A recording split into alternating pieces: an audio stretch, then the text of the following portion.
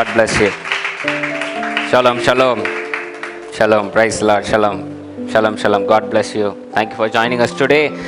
Today we'll put an end to a very main discussion. Today we'll find out what Christianity really means. What is Christianity? What a Christ follower should do. Today we'll find that. We'll put it into exercise and we'll make the truth come out so everyone shall be set free. I want you to stay connected. Instead of making comments, think, ask the questions. God shall lead you to a new dimension. கிறிஸ்துக்குள் பிரியமானவர்களை எடுத்துக்கொள்வோம். மத்தேயு எழுதின சுவிசேஷம் 25ஆம் அதிகாரம் 32 46. Matthew chapter 25 32 to 46. மத்தேயு எழுதின சுவிசேஷம் 25ஆம் அதிகாரம் 32 46. கவனமாக வாசிக்க வேண்டும். வாசிக்க கேட்போம். அப்பொழுது சகல ஜனங்களும் அவருக்கு முன்பாக சேர்க்கப்படுவார்கள். மேய்ப்பனானவன் செம்மறி ஆடுகளையும் வெள்ளாடுகளையும் வெவ்வேறாக பிரிக்கிறது போல அவர்களை அவர் பிரித்து செம்மறி ஆடுகளை தமது வலது பக்கத்திலும் வெள்ளாடுகளை தமது இடது பக்கத்திலும் நிறுத்துவார். அப்பொழுது ராஜா தமது வலது பக்கத்தில் நிற்பவர்களை பார்த்து, வாருங்கள், என் பிதாவினால் ஆசீர்வதிக்கப்பட்டவர்களே, உலகம் உண்டானது முதல் உங்களுக்காக ஆயத்தம் பண்ணப்பட்டிருக்கிற ராஜ்யத்தை சுதந்தரித்துக் கொள்ளுங்கள். பசியாய் இருந்தேன், எனக்கு போஜனம் கொடுத்தீர்கள். தாகமாய் இருந்தேன், என் தாகத்தை தீர்த்தீர்கள். அந்நியனாய் இருந்தேன், என்னை சேர்த்து கொண்டீர்கள். வஸ்திரம் இல்லாதிருந்தேன், எனக்கு வஸ்திரம் கொடுத்தீர்கள். வியாதியாய் இருந்தேன், என்னை விசாரிக்க வந்தீர்கள். காவலில் இருந்தேன், என்னை பார்க்க வந்தீர்கள் என்பார். அப்பொழுது நீதிமான்கள் அவருக்கு பிரதியுத்தரமாக, ஆண்டவரே, நாங்கள் எப்பொழுதும் உம்மை பசி உள்ளவராக கண்டு உமக்கு போஜனம் கொடுத்தோம். எப்பொழுது உம்மை தாகமுள்ளவராக கண்டு தம்முடைய தாகத்தை தீர்த்தோம். எப்பொழுது உம்மை அந்நியராக கண்டு உம்மை சேர்த்து கொண்டோம். எப்பொழுது உம்மை வஸ்திரம் இல்லாதவராக கண்டு உமக்கு வஸ்திரம் கொடுத்தோம். எப்பொழுது உம்மை வியாதி உள்ளவராகவும் காவலில் இருக்கிறவராகவும் கண்டு உம்மிடத்தில் வந்தோம் என்பார்கள். அதற்கு ராஜா பிரதியுத்தரமாக, மிகவும் சிறியவராகிய என் சகோதரரான இவர்களில் ஒருவனுக்கு நீங்கள் எதை செய்தீர்களோ அதை எனக்கே செய்தீர்கள் என்று மெய்யாகவே உங்களுக்கு சொல்லுகிறேன் என்பார். அப்பொழுது இடது பக்கத்தில் நிற்பவர்களை பார்த்து அவர், சபிக்கப்பட்டவர்களே, என்னை விட்டு பிசாசுக்காகவும் அவன் தூதர்களுக்காகவும் ஆயத்தம் பண்ணப்பட்டிருக்கிற நித்திய அக்னியிலே போங்கள். பசியாயிருந்தேன், நீங்கள் எனக்கு போஜனம் கொடுக்கவில்லை. தாகமாயிருந்தேன், நீங்கள் என் தாகத்தை தீர்க்கவில்லை. அந்நியனாயிருந்தேன், நீங்கள் என்னை சேர்த்து கொள்ளவில்லை. வஸ்திரம் இல்லாதிருந்தேன், நீங்கள் எனக்கு வஸ்திரம் கொடுக்கவில்லை. வியாதி உள்ளவனாயும் காவலில் அடைக்கப்பட்டவனாயும் இருந்தேன், நீங்கள் என்னை விசாரிக்க வரவில்லை என்பார். அப்பொழுது அவர்களும் அவருக்கு பிரதியுத்தரமாக, ஆண்டவரே, உம்மை பசியுள்ளவராகவும் தாகமுள்ளவராகவும் அந்நியராகவும் வஸ்திரம் இல்லாதவராகவும் வியாதிப்பட்டவராகவும் காவலில் அடைக்கப்பட்டவராகவும் நாங்கள் எப்பொழுது கண்டு உமக்கு உதவி செய்யாதிருந்தோம் என்பார்கள். அப்பொழுது அவர் அவர்களுக்கு பிரதியுத்தரமாக, மிகவும் சிறியவர்களாகிய இவர்களில் ஒருவனுக்கு நீங்கள் எதை செய்தீர்களோ அதை எனக்கே செய்தீர்கள் என்று மெய்யாகவே உங்களுக்கு சொல்லுகிறேன் என்பார். அந்தபடி இவர்கள் நித்திய ஆக்கினை அடையவும் நீதிமான்களோ நித்திய ஜீவன் அடையவும் போவார்கள் என்றார். ஹல்லேலூயா. இன்றைய செய்தியின் தலைப்பு, டிவினிட்டி இஸ் ஹியூமனிட்டி. தெய்வீகம் என்பது மனிதநேயம். Divinity is humanity. தெய்வீகம் என்பது மனிதநேயம். பக்கத்தில் பார்த்து சொல்லுங்க, டிவினிட்டி இஸ் ஹியூமனிட்டி. தெய்வீகம் என்பது மனிதநேயம். கைகளை வாங்கி நாம் ஜெபிப்போம். ஜீவனில் அன்பின் தேவனே, நீ தந்த வார்த்தைக்காக நாங்கள் நன்றி செலுத்துகின்றோம். நாங்கள் பேச போகின்ற காரியங்கள், சிந்திக்க போகின்ற காரியங்களை உங்கள் கையில் நாங்கள் ஒப்படைக்கின்றோம். நீர் பொறுப்பெடுத்துக்கொள்ளும். புதிய கண்ணோட்டத்தை தந்து அதை புரிந்து கொள்ள உதவி செய்யும். இயேசுவின் நாமத்தில் கேட்கிறேன் ஜீவனில் நல்ல பிதாவே, amen. Hallelujah. Shalom shalom shalom. பக்கத்தில் பார்த்து சிரிச்சுக்கோங்க. ஏன்னா நெக்ஸ்ட் 1.5 மணி நேரம் சிரிப்புன்னு இருக்கான்னு பார்ப்போம். மாஸ்டர் வசனத்திலே தெரிஞ்சிருக்கோம் நம்ம எங்கே பயணிக்க போகிறோன்னு. But truth is truth. உள்ளதை உள்ளதென்றும் இல்லதென்றும் சொல்லுங்கள். இதை எத்தனை பேர் ஒத்துக்கிறீங்க? நல்ல ஒரு ஆமேன்னு சொல்லணும். So let's speak truth. What is truth is truth. What is lie is lie. No compromise in between. எது உண்மையோ அது உண்மை, தவறென்றாலும் பரவாயில்ல. செய்தி போகிறதுக்கு முன்னாடி நான் சொல்லிடுறேன், இந்த செய்தி முதல்ல எனக்கு, என்னுடைய குடும்பத்திற்கு, பிறகு உங்களுக்கு. First to me, my family, then to you. So it includes me also. Pastor இங்கே பேசுகிறாரு, நேருக்கு நேர் என்னே தான் சொல்கிறேன்ல, சொல்கிற ஒவ்வொரு வார்த்தைகளும் முதல்ல நான் எடுத்துக்கொள்ளுகிறேன். என்னை சரிப்படுத்தி கொள்ளுகிறேன், பிறகு உங்களுக்கு தருகின்றேன். அல்லேலூயா, ஆமென். நல்ல ஒரு சத்தமா ஆமென். இன்னைக்கு உண்மையான சத்தியம் இதுவே, திஸ் இஸ் காஸ்பல் அப்படின்னு எல்லாரும் பேசுறாங்களே தவிர, உண்மையான சத்தியம்ன்றதுக்கு சத்தியத்தை தேவன் தெய்வீகம் பக்கம் கொண்டு போறதுக்கு பதிலா மதம் பக்கம் கொண்டு போயிட்டு இருக்காங்க. we are so focused on the religion, not on spirituality. ஆமென். எல்லாரும் இன்னைக்கு காஸ்பல் நாங்க பேசுறோம், உண்மையான சத்தியம் பேசணும். உண்மையான சத்தியம் பேசினா நேரா அது தேவனிடத்துல கொண்டு போய் சேர்க்கணுமா இல்ல மதத்துல கொண்டு போய் சேர்க்கணுமா? தேவனிடத்தில் கொண்டு போய் சேர்க்க வேண்டும், அதுவே உண்மையான சத்தியம். ஏன்னா தேவனிடத்தில் சேர்த்து விட்டால் என்ன ஆகும்? சத்தியம் உங்களை விடுதலையாக்கும். ஆனா I could see only riddles everywhere in Christian life. கிறிஸ்தவ சமுதாயத்தில் இன்னைக்கு உங்க ஒருத்தர் வாழ்க்கையை கூப்பிட்டு என்ன சிஸ்டர் எப்படி இருக்கு உங்க வாழ்க்கை அப்படின்னா, புரியாத புதிரா இருக்குன்னு தான் முத வார்த்தை வரும். ஏன்னா you have been led to riddles, not to freedom. You have been led to rules, not to freedom.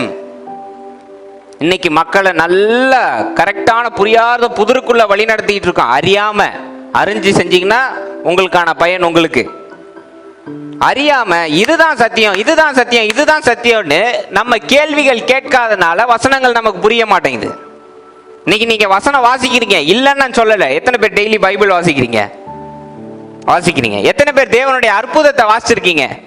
மத்தேயு, மார்க், லூக்கா, யோவான்ல? சரி, ஒரு அற்புதம், யாராவது ஒரு அற்புதம் சொல்லுங்க பாப்போம் டக்குன்னு. ஏதாவது ஒரு அற்புதம். குருடரை சுகமாக்கினார், ஜோயல் அம்மா சொல்லியிருக்காங்க. கானாவூர் கல்யாணத்தை, சரி. லாசர், ஓகே, எல்லாம் சொல்றீங்க. இப்போ ஜோயல் அம்மா சொன்னதை எடுத்துக்கோ. குருடரை சரியாக்கினார், இதை நம்ம வாசிக்கிறோம். தேவன் எப்படி அற்புதம், எப்படி செய்தார் அந்த கேள்வி கேட்க மாட்டேன்றோம். செய்தார், தேவன் செய்வார். நம்ம வழியை பார்ப்போம், தேவன் வழியை பார்க்கட்டோம்னா, அதே அற்புதத்தை செய்த இயேசு கிறிஸ்து என்னை விசுவாசிக்கிறவர்கள் என்னை காட்டிலும் பெரிய காரியங்கள் செய்வார்னு சொல்லியிருக்காரா இல்லையா? That means it gives a possibility for each and every one of us to open the eyes. அப்படின்னா ஒரு சந்தர்ப்பத்தை உருவாக்குது. தேவன் பேசிய வசனத்தை வச்சு பார்த்தீங்கன்னா நீங்களும் நானும் கண்களை திறக்கக்கூடிய வல்லமை நமக்கும் இருக்குன்னு அந்த வசனம் சொல்லுது. ஆமாவா இல்லையா? சோ நம்ம தவறுற இடம் என்னன்னா, தேவன் கண்களை திறந்தார்ன்றதை விட எப்படி திறந்தார். I need the answer. இப்படி நீங்க பைபிள் வாசிச்சு அந்த காரியங்களை தியானம் பண்ண நீங்க ஆட்டோமேட்டிக்கா தேவன் பக்கம் இழுக்கப்படுவீங்களே தவிர மதம் பக்கம் வரமாட்டீங்க. கேள்வி கேட்காதனால இன்னைக்கு கூட்டத்தோட கூட்டமா நம்மளை இதுதான் அப்படின்னு நடத்தணும்னே நம்மளும் அதுதான் உண்மை அப்படின்னு நினைச்சு கை தட்டுறோம். ஆனா நேரம் அது மதத்துல போய் சேர்ந்துருது. அல்லேலூயா. இன்னைக்கு இந்த மதத்திலிருந்து விடுதலை பெற்று தெய்வீகத்துல எப்பவும் எப்படி நிலைச்சிருக்குன்னு நம்ம பார்க்க போறோம்.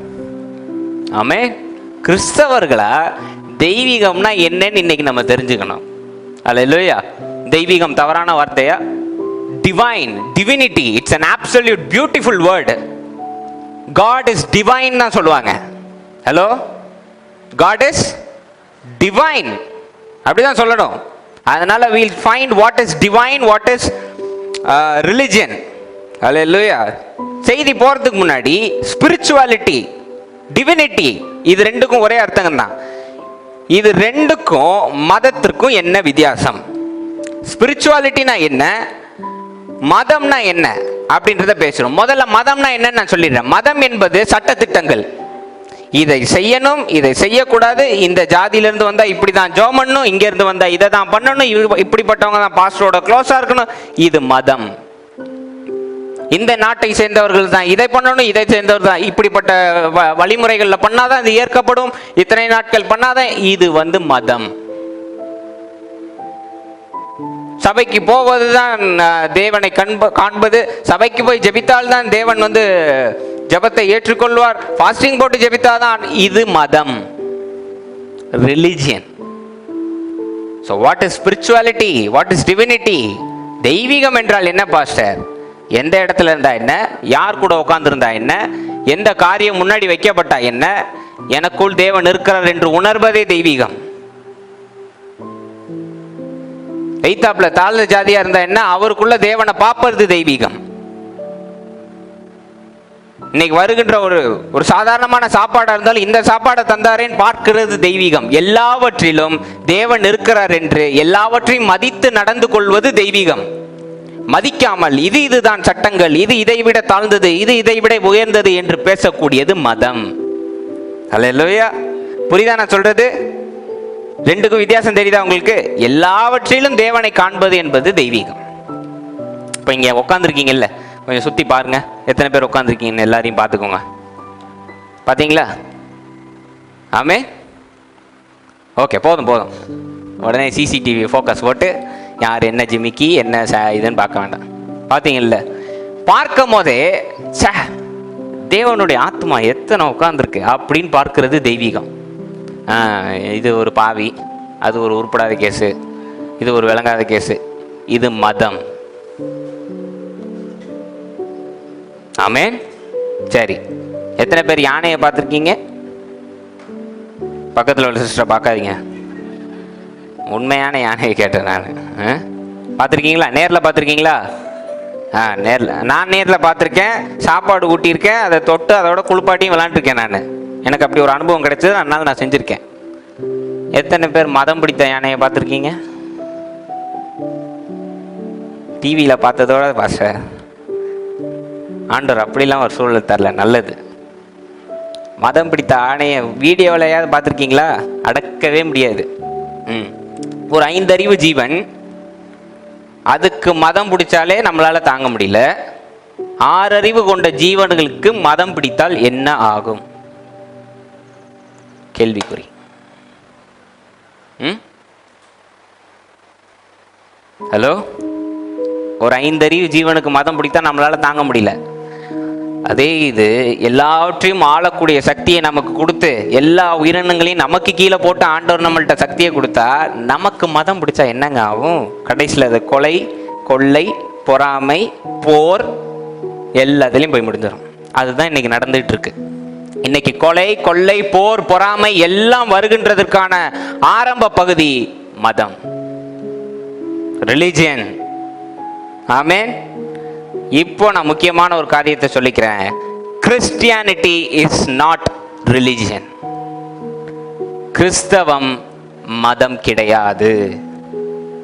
கிறிஸ்தவம் என்பது தெய்வீக அனுபவம், தேவனை அடைவதற்கான ஒரு வழி, தேவனை ருசித்து பார்ப்பதற்கான ஒரு வாகனம். இன்னும் தெளிவா நான் சொல்றேன், தேவனை ருசித்து பார்ப்பதற்கான வாகனம். அதில் நீங்கள் பயணம் செய்து 9 கனிகளை அடைந்து அவரை ருசித்து பார்ப்பதற்கான வாகனமே தவிர மதம் கிடையாது. பக்கத்தில் பார்த்து சொல்லுங்க, கிறிஸ்தவம் மதம் கிடையாது. கிறிஸ்தவம் என்பது அனுபவம் சிஸ்டர். சொல்லுங்க, Christ is an experience, Christianity is an experience, Christianity is a way of living. ஒரு வாழ்க்கையை எப்படி சிறப்பா வாழ்வது அப்படின்னும் போது இந்த மாதிரி வாழலாம் அப்படின்னு சொல்லக்கூடிய ஒரு எடுத்துக்காட்டு கிறிஸ்தவம், மதம் கிடையாது. அல்லேலூயா. ஆமென். சரி, இப்போ நம்ம வசனம் வாசிச்சோம். வசனம் வாசிக்கும் போது தொடக்கத்தில் ஒரு வசனம் கொடுக்கப்பட்டிருக்கு.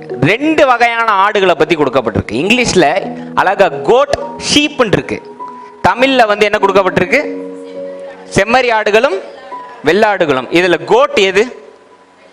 வெள்ளாடுகள். நார்மலா ஷீப்ன்றது செம்மறி ஆடுகள். Okay, goat, sheep. ஆண்டவர் எப்போதுமே ஒரு காரியத்தை ஓமையில பேசினார்னா சும்மா பொழுதுபோக்கு இதை சேர்த்து பார்ப்போம் இல்லை, அதில் 1000 அர்த்தங்கள் இருக்கும். என்னென்ன முதல்ல உள்ள டீப்பா போறதுக்கு முன்னாடி இது 2 என்னன்னு நான் சொல்லிடுறேன். அல்லேலூயா. நல்ல ஒரு ஆமென் சொல்லுங்க, அல்லேலூயா சொல்லுங்க. எல்லாம் அப்படியே அமைதியா பாஸ்டர் என்னமா பண்ண போறாருன்னு பயந்து போய் உட்காந்துருக்க மாதிரி இருக்கே. Okay, right. என்ன அப்படின்னா, கோட் அது எப்போதுமே செல்ஃபிஷா இருக்கக்கூடிய ஒரு பிராணிகள். கோட் தமிழ் என்ன சொன்னீங்க? வெள்ளாடுகள்.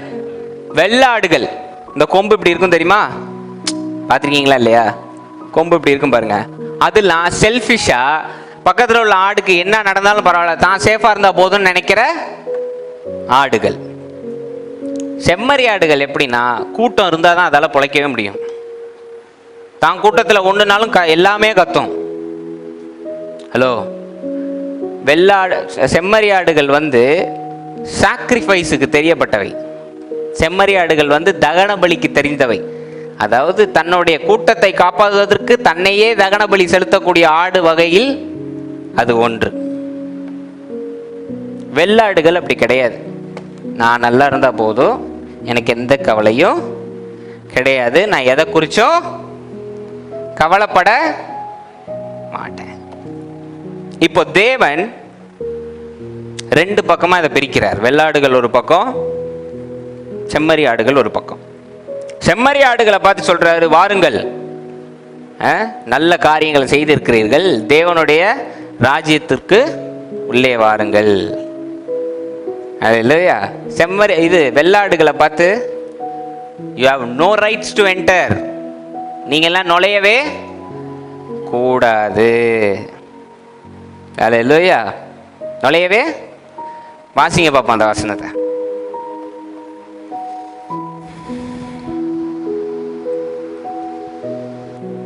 தேர்ட்டி 33 36 வரைக்கும் வாசிங்க. செம்மறி ஆடுகளை தமது வலது பக்கத்திலும் வெள்ளாடுகளை தமது இடது பக்கத்திலும் நிறுத்துவார். அப்பொழுது ராஜா தமது வலது பக்கத்தில் நிற்பவர்களை பார்த்து, வாருங்கள், என் பிதாவினால் ஆசீர்வதிக்கப்பட்டவர்களே, உலகம் உண்டானது முதல் உங்களுக்காக ஆயத்தம் பண்ணப்பட்டிருக்கிற ராஜ்யத்தை சுதந்திரித்துக் கொள்ளுங்கள். பசியாயிருந்தேன், எனக்கு போஜனம் கொடுத்தீர்கள். தாகமாயிருந்தேன், என் தாகத்தை தீர்த்தீர்கள். அந்நியனாயிருந்தேன், என்னை சேர்த்து கொண்டீர்கள். வஸ்திரம் இல்லாதிருந்தேன், எனக்கு வஸ்திரம் கொடுத்தீர்கள். வியாதியாயிருந்தேன், என்னை விசாரிக்க வந்தீர்கள். காவலில் இருந்தேன், என்னை பார்க்க வந்தீர்கள் என்பார். அல்லேலூயா, ஆமென். இதுல எக்ஸ்பிளனேஷன் கொடுக்கணும்னு அவசியமே கிடையாது. ஏன்னா நெத்தி போட்டில் அடிச்ச மாதிரி ஆண்டவர் கிளியரா யார் என்ன செஞ்சீங்க அதுக்கேற்ற பலனை பெறுவீங்க அப்படின்னு ஒரு பாயிண்ட்டை வச்சிருக்காரு. அதை பேசுறதுக்கு முன்னாடி சற்று நம்ம பேசணும். ரிலிஜியன்னா என்ன, ஸ்பிரிச்சுவாலிட்டினா என்னன்னு. ஆமாவா இல்லையா? தெய்வீகம்னா என்ன, மதம்னா என்னன்னு இந்த பைபிள் வச்சிருக்கவங்க கொஞ்சம் தூக்குங்க. இதுல தெய்வீகம் இருக்குன்னு எத்தனை பேர் நம்புறீங்க? எத்தனை பேர் விசுவாசிக்கிறீங்க? என்ன அவ்வளவுதான் ஆமேன்னு? இது உயிருள்ள வார்த்தைகள் எத்தனை பேர் நம்புறீங்க? இதை பார்த்தா உயிர்ப்பிக்கிற மாதிரி ஒரு ஸ்ட்ரென்த் வருது பாஸ்டர், இது உண்மையிலேயே இன்னும் நடக்குது பாஸ்டர். நடக்குதா? பைபிளை கீழே இருக்குங்க. தெய்வீகம், தெய்வீக வார்த்தைகள், இதை நான் போய் யார்ட்டையும் நிரூபிக்கணும்னு அவசியமே கிடையாது. ஆமாவா இல்லையா? ஆம் இல்லை பதில். இதை நான் யார்ட்டையும் போய் நிரூபிக்கணும்னு அவசியம் கிடையாது. இந்த தெய்வீக வார்த்தைகளை இதில் சொல்லப்பட்ட 9 கனிகளை கடைபிடிச்சு என் வாழ்க்கையை சரி பண்ணிட்டா என் சுற்றி உள்ளவங்க ஆட்டோமேட்டிக்காக இதை எப்படி நீங்கள் செஞ்சீங்கன்னும் போது 9 கனிகளை நான் செயல்படுத்துனேன்னா அவங்களுக்கு ஒவ்வொரு கனியும் சொல்லி கொடுத்து அவங்களையும் மாற்றிட்டா இப்படி ஒவ்வொருத்தராக மாறினா உலகமே மாறிடும். வேலை முடிஞ்சுது. தேவன் எல்லாருக்குள்ளேயும் வந்துடுவார். ஆமாவா இல்லையா? ஆமாவா இல்லையா? அப்புறம் ஏங்க இன்னைக்கு நம்ம கத்திக்கிட்டு இருக்கோம்? ஏன்னா நம்ம இன்னைக்கு தெய்வீகத்து மேல போக்கஸ்டா இல்ல. எது மேல போக்கஸ்டா இருக்கோம்? மதத்தை நிலைநாட்டணும், கிறிஸ்தவ மதத்தை நிலைநாட்டணும். அதனால ஸ்டேஜ் போட்டு தேவையில்லாம கத்திட்டு இருக்கோம். இன்னைக்கு நியாயமா பதில் சொல்லணும். நான் யாரை குத்துறேன்னு நீங்க நினைச்சிட்டாலும் பரவாயில்ல, நான் கவலையே படல. This is happening and this is the truth. We have to put a full stop to this idiotic thing. இன்னைக்கு ஹிந்துஸை விட்டுருங்க, முஸ்லீம்ஸ் காலையில் அவங்க கோயிலில் ஓதுறதோட சரி முடிஞ்சு போச்சு, அவ்வளோதான். ஆமாவா இல்லையா? ஆனால் பஸ் ஸ்டாண்ட்லேயும் கல்யாண வீட்லேயும் நடு ரோட்லேயும் ஹோட்டல்லையும் கத்தக்கூடிய ஒரே ஜனங்கள் யாருங்க? அதான் என் தங்கச்சி. உள்ளதை உள்ளதென்று பேசக்கூடியவள் கிறிஸ்தவர்கள். கிறிஸ்தவர்கள் ஏன் இன்னைக்கு அலெக்சாண்டர் அங்கிள்கிட்ட பேங்க்ல ஒரு 2 கோடி ரூபா இருக்கு, ஒரு ஆமேன் வந்துறாரு. அவருக்கு எப்படி? அதெல்லாம் சாத்தியமற்றது. ஏன் ஏன் சாத்தியமற்றது? கர்த்தர் ஆசீர்வதிக்கட்டும். 2 கோடி இருக்கு, இப்போ ஒரு சர்ச்சில் வந்து மைக்கை பிடிச்சி கர்த்தருக்கு ஸ்தோத்திரம், ஆண்டவர் திடீர்னு அற்புத விதமாக ஒரு 2 கோடியை கொடுத்து ஆசீர்வதிச்சிட்டாரு அப்படின்னு சாட்சி சொல்கிறாரு. நீங்கள்லாம் அட சும்மா அடைய விடாதீங்க அப்படின்னா அவருக்கு எந்த அவசியமும் கிடையாது. உங்கள்கிட்ட நின்று என்கிட்ட இருக்குங்க இங்கே பாருங்க அப்படின்னு பேங்க் ஸ்டேட்மெண்ட் காட்டணும்னு எந்த அவசியமும் கிடையாது. ஆமாவா இல்லையா?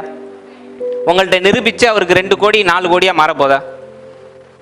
அவருக்கு தெரியும் 2 கோடி என்கிட்ட இருக்குது, பேசி உன்கிட்ட வீணான ஜீவனை விடுறதுக்கு அந்த நேரத்தில் பிரியாணி சாப்பிட்டு போயிடும்னு ஆர்டர் போட்டு போயிட்டே இருப்பார். ஆமாவா இல்லையா? ஆமாவா இல்லையா? அவர்கிட்ட இருக்குன்னா அவர் நிரூபிக்கணும்னு எந்த அவசியமும் கிடையாது. நீங்களே ஒரு நாள் கண்டுபிடிச்சி இது உண்மைன்னு தெரிஞ்சோன்னே என்ன பண்ணுவீங்க? நேராக ஓடி வருவீங்க அலெக்சாண்டர் பிரதர்கிட்ட. பிரதர் அன்னைக்கு நீ சொன்ன நம்பவே இல்லை, எப்படி பிரதர் நடந்தது கேட்பீங்களா இல்லையா? சரி, இப்போ உயிருள்ள வார்த்தைகள் நம்மள்ட்ட இருக்குது, 9 கனிகள் இருக்கு, ரத்தம் சிந்திய இயேசு கிறிஸ்துவும் நம்ம பக்கம் இருக்காரு. இது எல்லாம் வச்சுக்கிட்டு ஏன் கத்துறோம்னு நான் கேட்குறேன். ஏன் கத்துறோம்? Why do we shout unnecessarily? Why, Joel? Do you think it's fair? எதுக்கு கத்துறோம் இன்னைக்கு? இதுல பயம், கத்துறதே தப்பு. இதுல மக்களை என்ன பண்ண சொல்லியிருக்கார் ஆண்டவர்? எல்லாரையும் சமாதானப்படுத்துறவர் என்னுடைய மகன் சொல்லியிருக்காரா இல்லையா? மலை பிரசங்கத்துல சொல்லியிருக்காரா இல்லையா? சமாதானப்படுத்த சொன்னா நம்ம எவ்வளோக்கு எவ்வளோ சோகத்தையும் பயத்தையும் உண்டாக்க முடியுமோ உண்டாக்கிக்கிட்டு இருக்கோம் இன்னைக்கு. நல்ல வேலை நீங்கள்லாம் வந்து இன்னைக்கு ஆஸ்பத்திரி போனீங்கன்னா நல்லபடியா ஜெபிச்சுட்டு வரீங்க. சில குரூப் பண்ற அட்டுலி என்ன தெரியுமா? ஆஸ்பத்திரிக்கு போய் சிஸ்டர் உங்க பாவங்கள் மன்னிக்கப்படணும், பாவங்கள் மன்னிக்கப்பட்டா கேன்சர் சரியாயிருமா? நான் கேட்குறேன், பாவங்கள் மன்னிக்கப்பட்டா கேன்சர் டப்புன்னு மறைஞ்சிருமா? அப்ப எல்லாரும் பாவ மன்னிப்பு கேட்டுருவாங்களேங்க? சொல்லுங்க. தேவன் ஒரு இடத்துல உன் பாவங்கள் மன்னிக்கப்பட்டது அப்படின்னு சொன்னது பாவம் என்று சொல்லக்கூடியது. தேவன் கொடுத்த நன்மையான காரியங்களை அனுபவிக்காமல் நான் சுகவீனமா இருக்கிறேன் விசுவாசிக்கிறதே பாவம் தான். தெரியுமா உங்களுக்கு?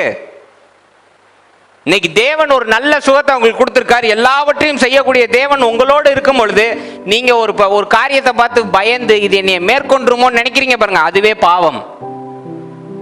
ஆமாவா இல்லையா? பாவமா இல்லையா? என்ன இன்னும் புரியல அப்படின்னா நான் உங்களுக்கு இன்னும் தெளிவா சொல்றேன். இன்னைக்கு தேவன் எல்லாவற்றையும் நான்சியா காட்ட கொடுத்திருக்காரு, எல்லா கிருபையும் கொடுத்து எல்லா வரத்தையும் கொடுத்து என்ன நீ சொல்ல ஆகும் அப்படிப்பட்ட அதிகாரத்தை கொடுத்திருக்கும் போது சின்ன ஒரு காய்ச்சலுக்கு நான்சியக்கா பயந்தா உள்ள இருக்கிறவரை அவமதிக்கிறதா இல்லையா? உள்ள இப்ப யார் இருக்கா? பரிசுத்த ஆவியானவர் இருக்காரு. அவரை அவமதிச்சா பைபிள்ல என்ன கொடுக்கப்பட்டிருக்கு? மன்னிக்க முடியாத. அதனாலதான் அந்த மகனை பார்த்து உன் பாவம் மன்னிக்கப்படட்டும். இதை ரொம்ப சின்சியரா கையில எடுத்துக்கிட்டு ஹாஸ்பிட்டல்ல ஏற்கனவே அவன் உயிருக்கு போராடிட்டு இருக்கான்ட்ட போய் உன் பாவங்கள் மன்னிக்கப்படட்டும்னா, நல்ல வேளை நான் அந்த இடத்துல இல்ல, என்கிட்ட ஓடிட்டு இருக்க குளுக்கோஸ் எடுத்து அவன் கழுத்துல சொருகி இருப்பேன். Absolute nonsense. இன்னைக்கு ஏன் இன்னைக்கு மெர்சன் கல்யாணம் நடந்தது,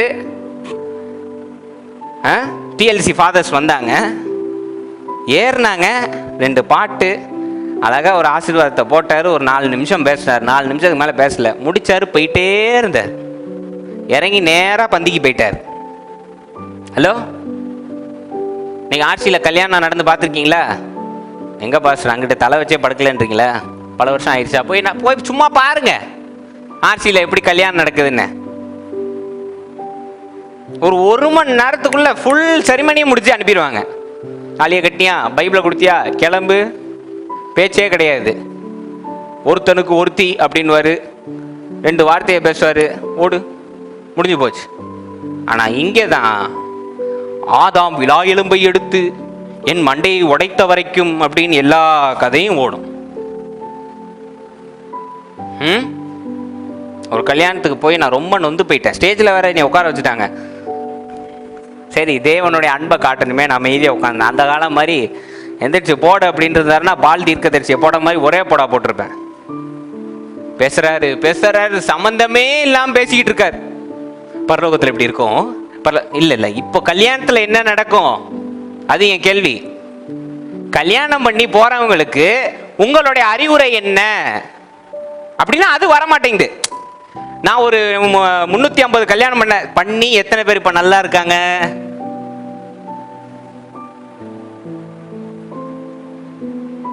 கல்யாணத்துல இன்னைக்கு பண்ற அட்டூழியம் இருக்கே, பாஸ்டர்ன்றது அவர் ஸ்டேஜில் போகும்போதே தெரிஞ்சிடும். ரைட், இப்போ என்ன பண்ண போற? போன உடனே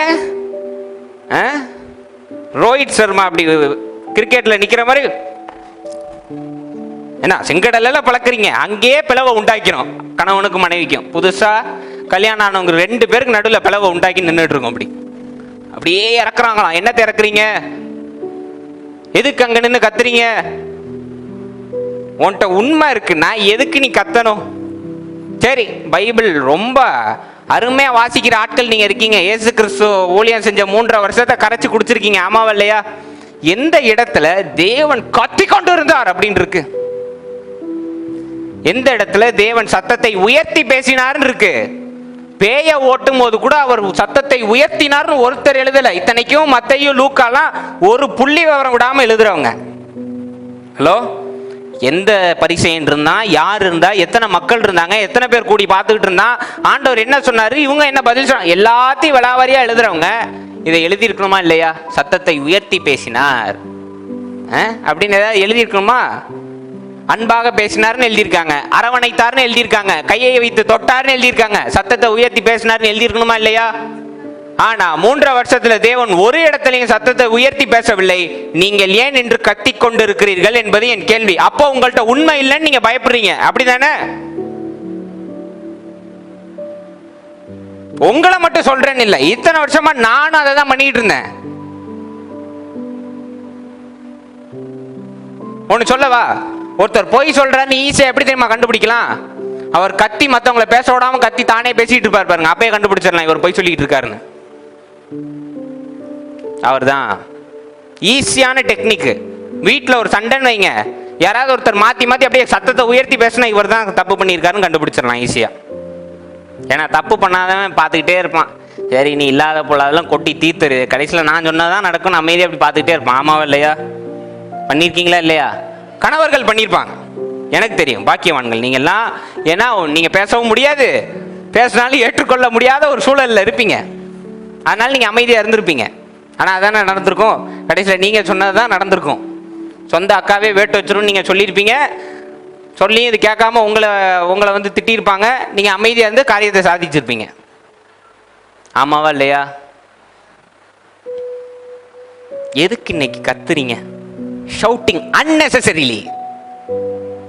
இயேசு கிறிஸ்து ஒரு பேயை ஓட்டும் போது, போன வாரம் தான் சொன்னேன், நீங்கள்லாம் சிரிச்சுட்டு இருந்தீங்க. பேயை ஓட்டும் போது கூட வெளியேறப்பா அப்படிலாம் கத்தலை. Neat words, neat words. இன்னைக்கு ரோட்ல ஒரு கோயிலை தாண்டதுக்குள்ள ஒரு அந்நிய பாஷை. ரிகரி பாப்பா சாலமன் பாப்பையா.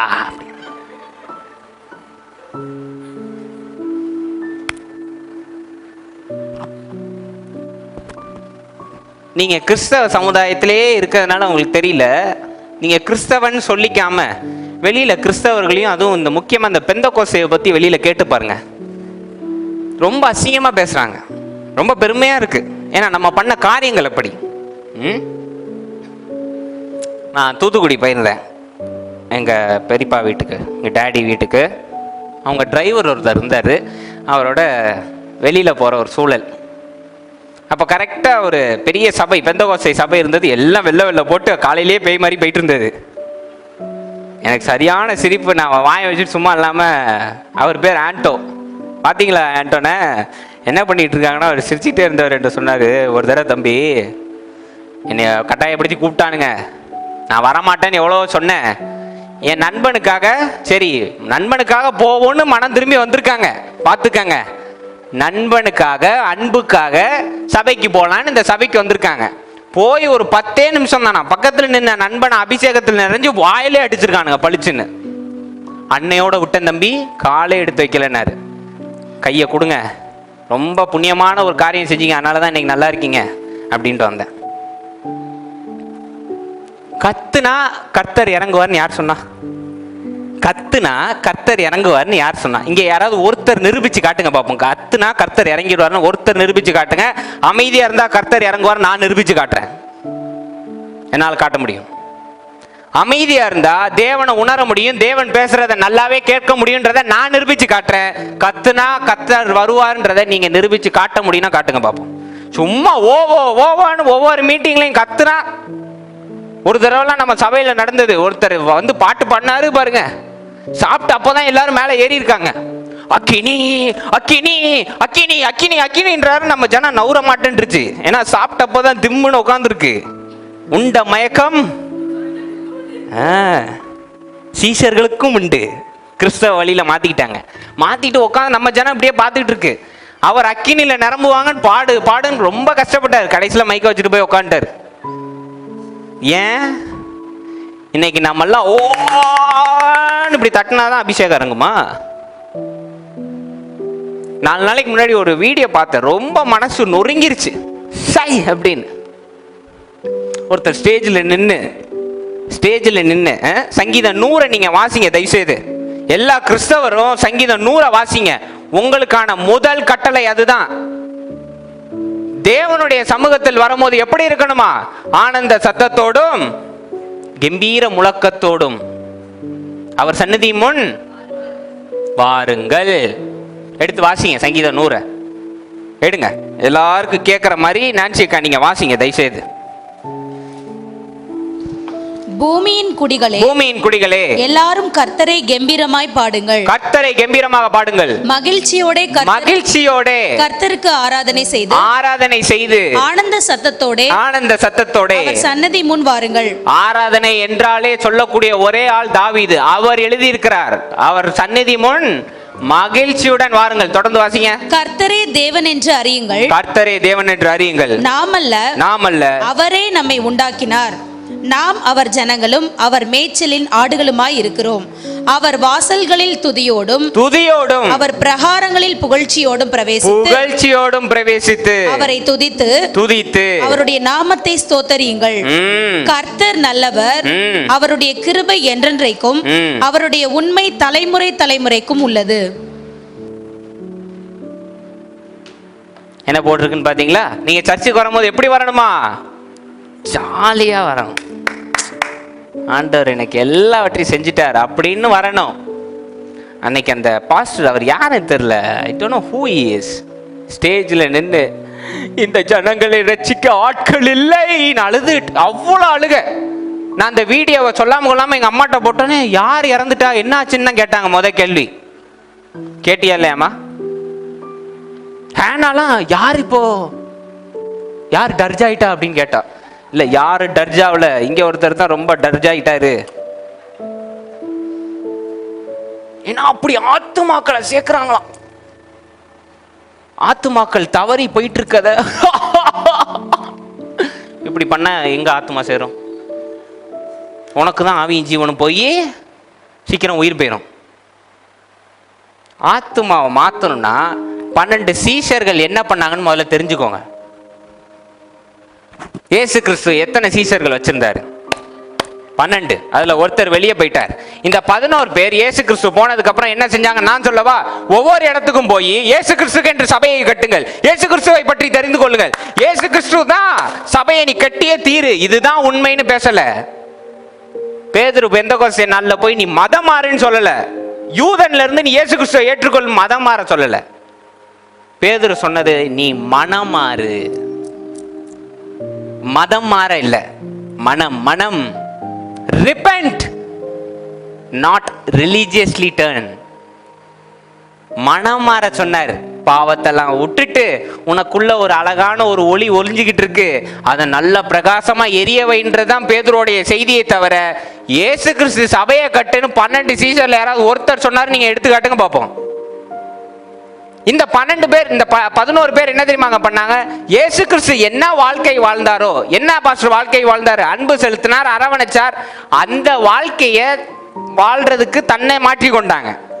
மீனவரா ஒருத்தர், வரி வசூலிப்பவரா ஒருத்தர், இவங்க எல்லாரும் தன்னுடைய வாழ்க்கையில என்னென்ன குறைகள்லாம் இருந்ததோ 9 கனிகளை கடைபிடிச்சு இந்த ஊழியத்தை செய்தார்களே தவிர மதத்தை நிலைவாற்ற வரல. ஆமாவா இல்லையா? ஆமா இல்ல. சிம்பிள். இன்னைக்கு நம்ம ரொம்ப ஃபோக்கஸ்டா இருக்கோம். அதாவது உலகம் ஃபுல்லும் கிறிஸ்தவர் ஆயிட்டா ஆண்டவர் வந்துருவாராம். அப்போ ஆண்டவர் வரவே மாட்டார். உலகம் ஃபுல்லும் கிறிஸ்தவர்கள் ஆயிட்டா ஆண்டவர் வந்துருவார். ஆண்டவர் வரவே மாட்டார். இயேசு கிறிஸ்துவை ஏற்றுக்கொண்டா ஆண்டவர் வந்துடுவார். நடக்காது. என்னைக்கு எல்லா ஆத்மாவும் தேவனிடமிருந்து வந்தது, தேவனிடத்திற்கே போகிறோம் என்று உணர்ந்து கொள்கிறார்களோ அன்றே தேவன் வருவார். இன்னைக்கு தண்ணி எத்தனை பேர் வச்சிருக்கீங்க? தண்ணி எத்தனை பேர் டெய்லி குடிக்கிறீங்க? Okay okay, thank you thank you, God bless you. தண்ணி வச்சிருக்கீங்க. தண்ணிக்கு ஹிந்தியில் என்னங்க? பானி. பானி பியா. ஆமாவா இல்லையா? மலையாளத்தில் என்ன? அங்கிள் மலையாளின்னு நினைக்கிறேன். வெள்ளம். அப்படி மொழியில சொல்லிட்டே போனீங்கன்னு வைங்க, உலகத்தில் எத்தனையோ மொழிகள் இருக்கு. எல்லாத்துக்கும் தண்ணிக்கு வித்தியாசமான பேரா இருக்கு. ஆனா கடைசியில் என்ன அர்த்தம்? தண்ணி தண்ணி தான். எந்த மொழியில சொன்னாலும் தண்ணி தண்ணி தான். பாஷை தெரியாத மொழியில போய் தண்ணின்னு நீங்க கேட்டவனுக்கு புரியலன்னு வைங்க, ஒன்னே ஒன்று பண்ணா போதும், அவன் கண்டுபிடிச்சிருவான். என்ன? அவன் உடனே புரியுது, ஐசோயா அப்படின்னு கொடுத்துருவான். சல்லன்னு குடிச்சிட்டு போயிட்டேன். ஆமாவா இல்லையா? இன்னைக்கு பேர்கள் வேற வேற, சப்ஸ்டன்ஸ் ஒண்ணுதான். தண்ணி தண்ணி தான். இன்னைக்கு இயேசு கிறிஸ்துன்னு பேர் இருக்கா? இருக்கா இல்லையா? ஹிந்தியில இயேசு கிறிஸ்துக்கு என்னன்னு தெரியுமா? யெஷுவா. மலையாளத்துல இது தெரியாதா? ஆண்டவர், கிறிஸ்துவாகிய இயேசு, இப்படிலாம் மாத்தி சொல்லுவாங்க. அராப்ல இயேசு கிறிஸ்துக்கு வேற பேரு, அராமிக்ல வேற பேரு, அல்பேனியால வேற பேரு இயேசு கிறிஸ்துக்கு. ஏன் இன்னைக்கு நீங்க உடனே கொடி பிடிங்க? கொடி பிடிச்சி இல்ல இயேசு கிறிஸ்து தான் கூப்பிடணும் நீங்க சண்டை போடுவீங்களா? சண்டை போடுவீங்களான்னு கேட்டேன். அவங்க மொழியில இயேசு கிறிஸ்து, அது ஏன் மொழியில இயேசு கிறிஸ்து, அவ்வளவுதான். ஆனா ஆள் ஒண்ணு தானே, ஆள் ஒருத்தர் தானே. சரி, உங்க பாஷையில அண்டத்தையும் படைச்ச அவருக்கு பேர் பிதா, தமிழ் கலாச்சாரப்படி அவருக்கு பேர் இறைவன், ஹிந்தி முறைப்படி அவருக்கு பேர் பகவான். இப்படி பெயர்கள் இருந்துகிட்டே இருக்கு. ஆனா பிதா ஒருத்தர் தானே, ஆல்பாவும் அவர் ஒருத்தர் தானே. பெயர்கள் தானே இன்னைக்கு வேற வேற. இன்னைக்கு நீங்களும் நானும், உங்களுக்கு என்ன தெரியுமா பிரச்சனை? இந்த பேரை நீ ஏத்துக்கொண்டாதான் கடவுள் உனக்குள்ள வருவார்னா, நம்மளை விட மிக அறிவு வாய்ந்தவர் வேற யாருமே கிடையாது. தேவன் இப்போ அமெரிக்கால ஒருத்தருக்கு வராரு. சரி, அமெரிக்கா உங்களுக்கு தெரிஞ்ச பாஷை இங்கிலீஷ், அதனால விட்டுருவோம். தெலுங்குல ஒருத்தன்ட்ட தேவன் பேசுறாரு. அவன் தெலுங்குல ஆண்டவரை ஒரு மாதிரி கூப்பிடுறான். நீங்க உடனே போய் இல்ல இல்ல அது ஆண்டவர் கிடையாது, இது ஒளியின் தூதன் நீங்க சொல்லுவீங்களான்னு கேட்டேன். ஹிந்திக்காரன்ட்ட இயேசு கிறிஸ்து பேசுறாரு, அப்படியே வச்சுக்கோ, இயேசு கிறிஸ்து பேசுறாரு. அவன் பகவான் என்கிட்ட பேசினாருன்னா நீங்க எல்லாம் என்ன பண்ணுவீங்க இன்னைக்கு? ஐயோ அசுத்தாவி, பகவான் ஒருத்தர் கிடையாது, கர்த்தர் ஒருவரே, கர்த்தர் ஒருவரே. அவன் மொழியில அது பகவான், உங்க மொழியில அவ்வளவுதான். இன்னைக்கு உங்க வீட்டில் உள்ள அப்பாக்கு அப்பான்னு கூப்பிடுறீங்க. ஹிந்தியில் என்னங்க? பித்தாஜி. எங்க பாருங்க, மலையாளத்துல அச்சா, அச்சன், அச்சன், அச்சா வரையிட்டோம், அச்சன். உடனே போய் சண்டை போட்டுறீங்களா? இல்ல நீ அப்பான்னு தான் கூப்பிடணும். அப்ப நீ வேற யாரையோ கூப்பிடுறியா அப்படின்னு கேட்பியா? வாயிலே அடிச்சு அனுப்பிடுவானுங்க. எங்க அப்பாவை நான் அப்பான்னு தான் கூப்பிடுவேன், அச்சன் தான் கூப்பிடுவேன், உனக்கு என்ன அப்படின்னு. மொழி தான் இங்க மாறுது, தேவன் ஒருவரே. இன்னைக்கு நம்ம இதெல்லாம் விட்டுட்டு ரொம்ப சின்சியரா இன்னைக்கு கவனம் செலுத்திக்கிட்டு இருக்கோம். ஆஹா, எங்க மதத்தை நிலைநாட்டணும், கிறிஸ்தவத்தை நிலைநாட்டணும், தேவனை ஒருத்தனுக்குள்ள நீங்க இருக்காருன்னு புரிய வச்சுட்டீங்கன்னு நீங்க செய்யற மிகப்பெரிய சத்தியம் அதுவே, ஊழியம் அதுவே. அல்லேலூயா. சரி, இப்ப வசனத்துக்கு வரும். இப்ப ரெண்டு பக்கமா பிரிச்சார் ஆடுகளை. ஆமென். இப்போ இந்த செம்மறி ஆடுகளை பார்த்து ஆண்டவர் ஒரு நல்ல ஒரு பாயிண்ட் சொல்றாரு. என்ன அப்படின்னா, நான் தவிச்சுக்கிட்டு இருந்தேன், தண்ணி கேட்டுக்கிட்டு இருந்தேன், உடை இல்லாம இருந்தேன், நீ எனக்கு தந்த, அதனால நீ செய்தது எனக்கு செய்ததுக்கு சமம், நீங்க எல்லாம் இங்கிட்டு வாங்க அப்படின்னு.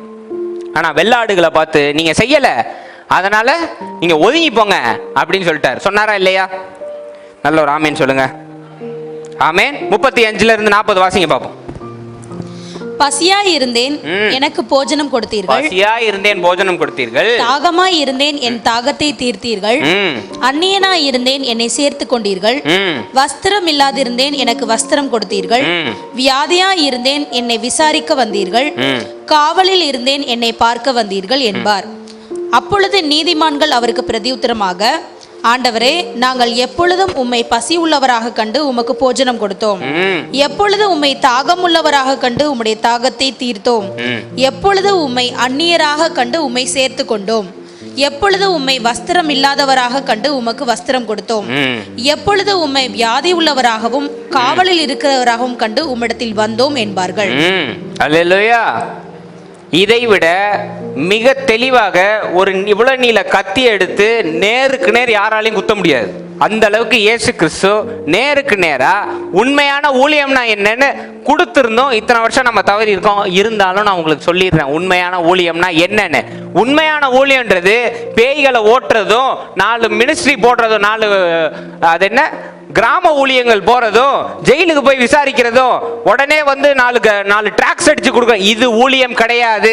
நீங்க எவ்வளவு தப்பா எடுத்துக்கிட்டாலும் பரவாயில்ல. மாநாடு போடுறதோ இல்ல பாட்டு எழுதி அவருக்கு பாட்டு பாடுறதோ, இதுதான் இதுதான் இதுதான் கத்துறதோ ஊழியம் கிடையாது. ஊழியம் என்பது பசியாக உள்ளவர்களுக்கு சாப்பாடு கொடுக்கவும், உடை இல்லாதவர்களுக்கு உடை கொடுக்கவும், சோர்ந்து போயிருக்காங்க பாருங்க அவங்களை தேற்றுறதும், இதுதான் ஊழியம். நம்ப மாட்டீங்களா நீங்க?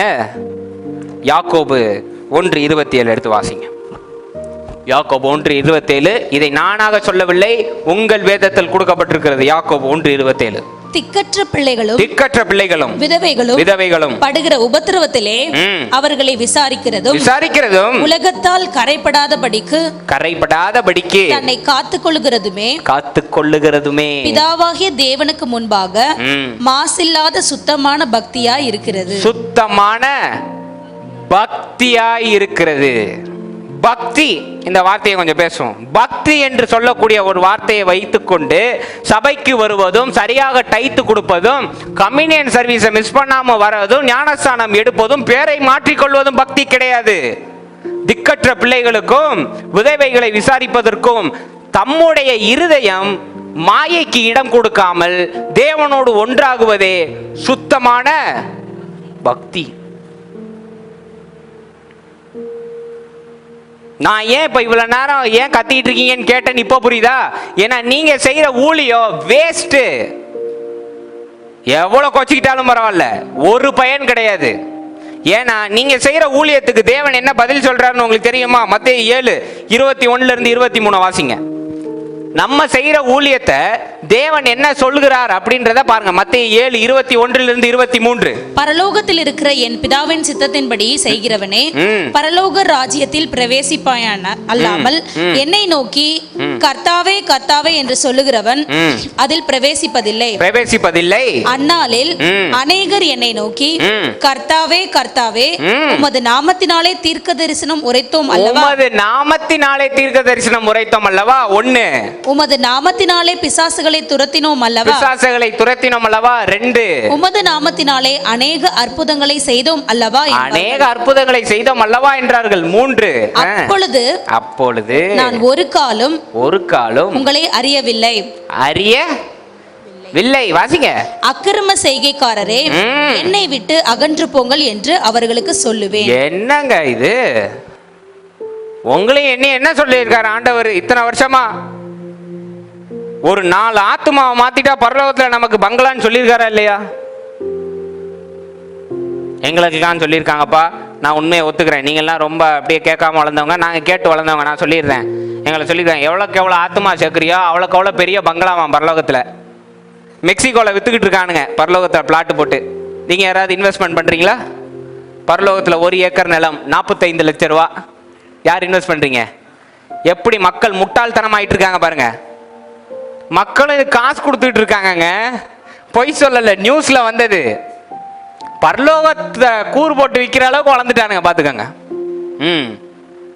பரலோகத்தில் விற்கிறாங்க.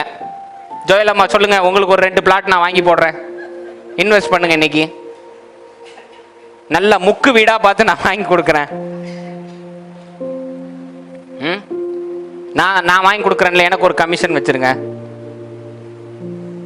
அது எப்படி கூச்சமே இல்லாம இப்படிலாம் பேசுறாங்கன்னு எனக்கு தெரியல. ஆத்மா, இத்தனை ஆத்மா செத்துட்டா பரலோகத்துல வந்து உங்களுக்கு பெரிய பங்களாவா? ஆண்டவர் உங்களை யாருனே தெரியாதுன்னு வரான். அவர் நாமத்துல அது என்னது, தீர்க்க தரிசனம் உரைச்சி பேய்களை ஓட்டி அற்புதம் செஞ்சவனே தேவன் பார்த்து, உன்னை எனக்கு தெரியாது, யாரப்பா நீ, உன்னை எனக்கு தெரியாது அப்படின்ட்டு. சரி, அதோட விட்டாலும் பரவாயில்ல, உன்னை எனக்கு தெரியாதுன்னு ஊழியம் செஞ்சவனை பார்த்து தேவன் என்ன தெரியுமா சொல்றாரு? அக்கிரமக்காரனே.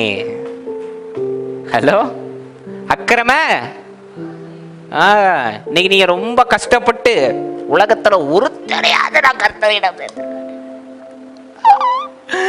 அப்பா, ஒருத்தரையாவது நான் கர்த்தரிடம் சேர்த்துக் கொள்ளுகிறேன் அப்பா.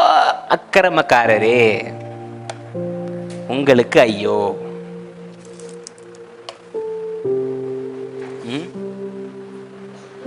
அக்கிரமக்காரரே.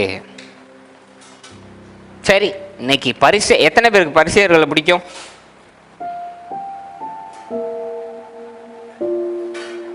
எத்தனை பேருக்கு பரிசேயரை பிடிக்காது? பரிசேயர்களை எத்தனை பேருக்கு பிடிக்காது? கை உயர்த்துங்க.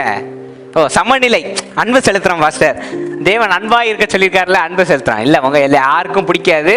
அதனால சரி, இன்னைக்கு பரிசேயரை பார்த்து கோவப்படுறீங்களே, ஆண்டவர் இப்படி சிலுவையில் அடிச்சுட்டான் படுபாவி பையன்னு. பரிசேயர் என்ன பண்ணிட்டு இருந்தாங்க தெரியுமா? ஒவ்வொருத்தனும் சபையில வந்து ஆண்டவரை தொழுது கொள்ளணும்னு மாத்துறதுக்கு வேலை பார்த்துட்டு இருந்தானுங்க. ஆமாவா இல்லையா? ஆமாவா இல்லையா? ஏற்றுக்கொள்ளவில்லைன்னா நீ வந்து ஆக்கினை தீர்ப்புக்கு தள்ளப்படுவேன்னு சொல்லிட்டு இருந்தான். சொன்னானா இல்லையா? இன்னைக்கு நம்ம என்னங்க பண்ணிட்டு இருக்கோம்? அப்ப நமக்கு என்ன பெயர்? அவன் கருப்பு உடை உடுத்திய பரிசேயன், நம்ம யாரு? வெண்ணங்கி தரித்த பரிசேயர்கள். நான் ஒன்று சொல்றேன், இன்னைக்கு நல்லா கேட்டுக்கோங்க. Converting is cowardness. மதம் மாற்றுவது கோழைத்தனம். நல்லா தெரிஞ்சுக்கோங்க, மதம் மாற்றுவது கோழைத்தனம். ஏன்னா உண்மை இல்லாம கோழையா பயந்துகிட்டு இருக்கவங்க தான் என் பக்கம் எப்படியாவது கூட்டம் சேர்த்தணும்னு நினைப்பாங்க.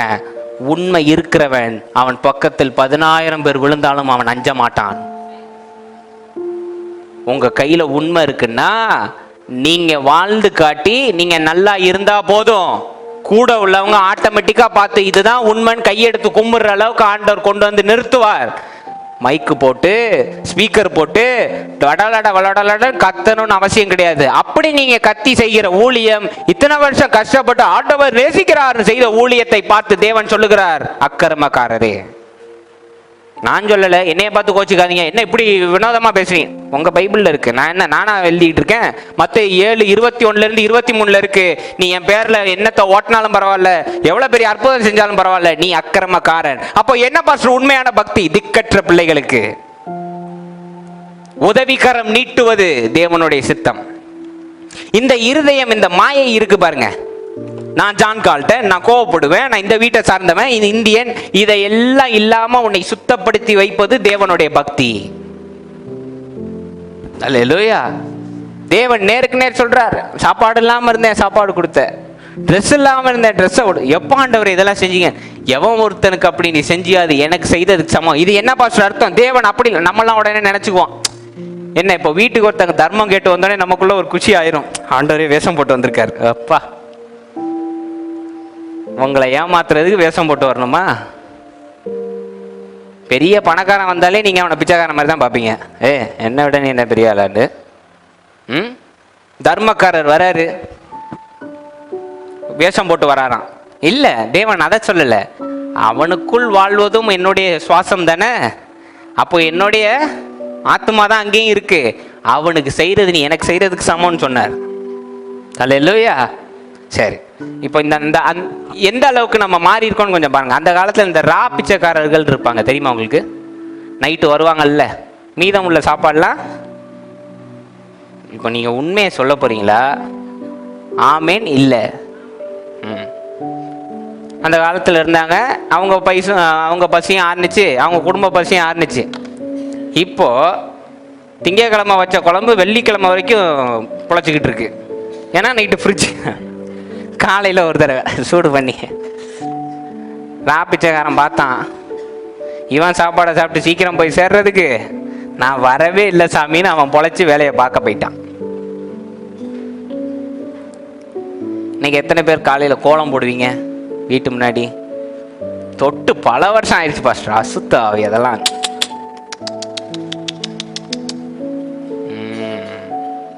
கோலம் போடுறது ஒரு சயின்ஸ் தெரியுமா உங்களுக்கு? என்னென்னா வீட்டு முன்னாடி இப்படி வண்ணங்கள் போட்டால் நல்ல செய்தி வரும்னு இல்லை. காலையில் அந்த அரிசி மாவில் போட்டாலே அங்கே உள்ள எறும்புலாம் வந்து எடுத்துகிட்டு போகுது பாருங்க, காலையிலேயே உங்களை புனிதராக ஆக்கிடுது. அதுக்கு தான் கோலம் போட சொல்லுவாங்க. எல்லாத்தையும் விட்டுற வேண்டியது.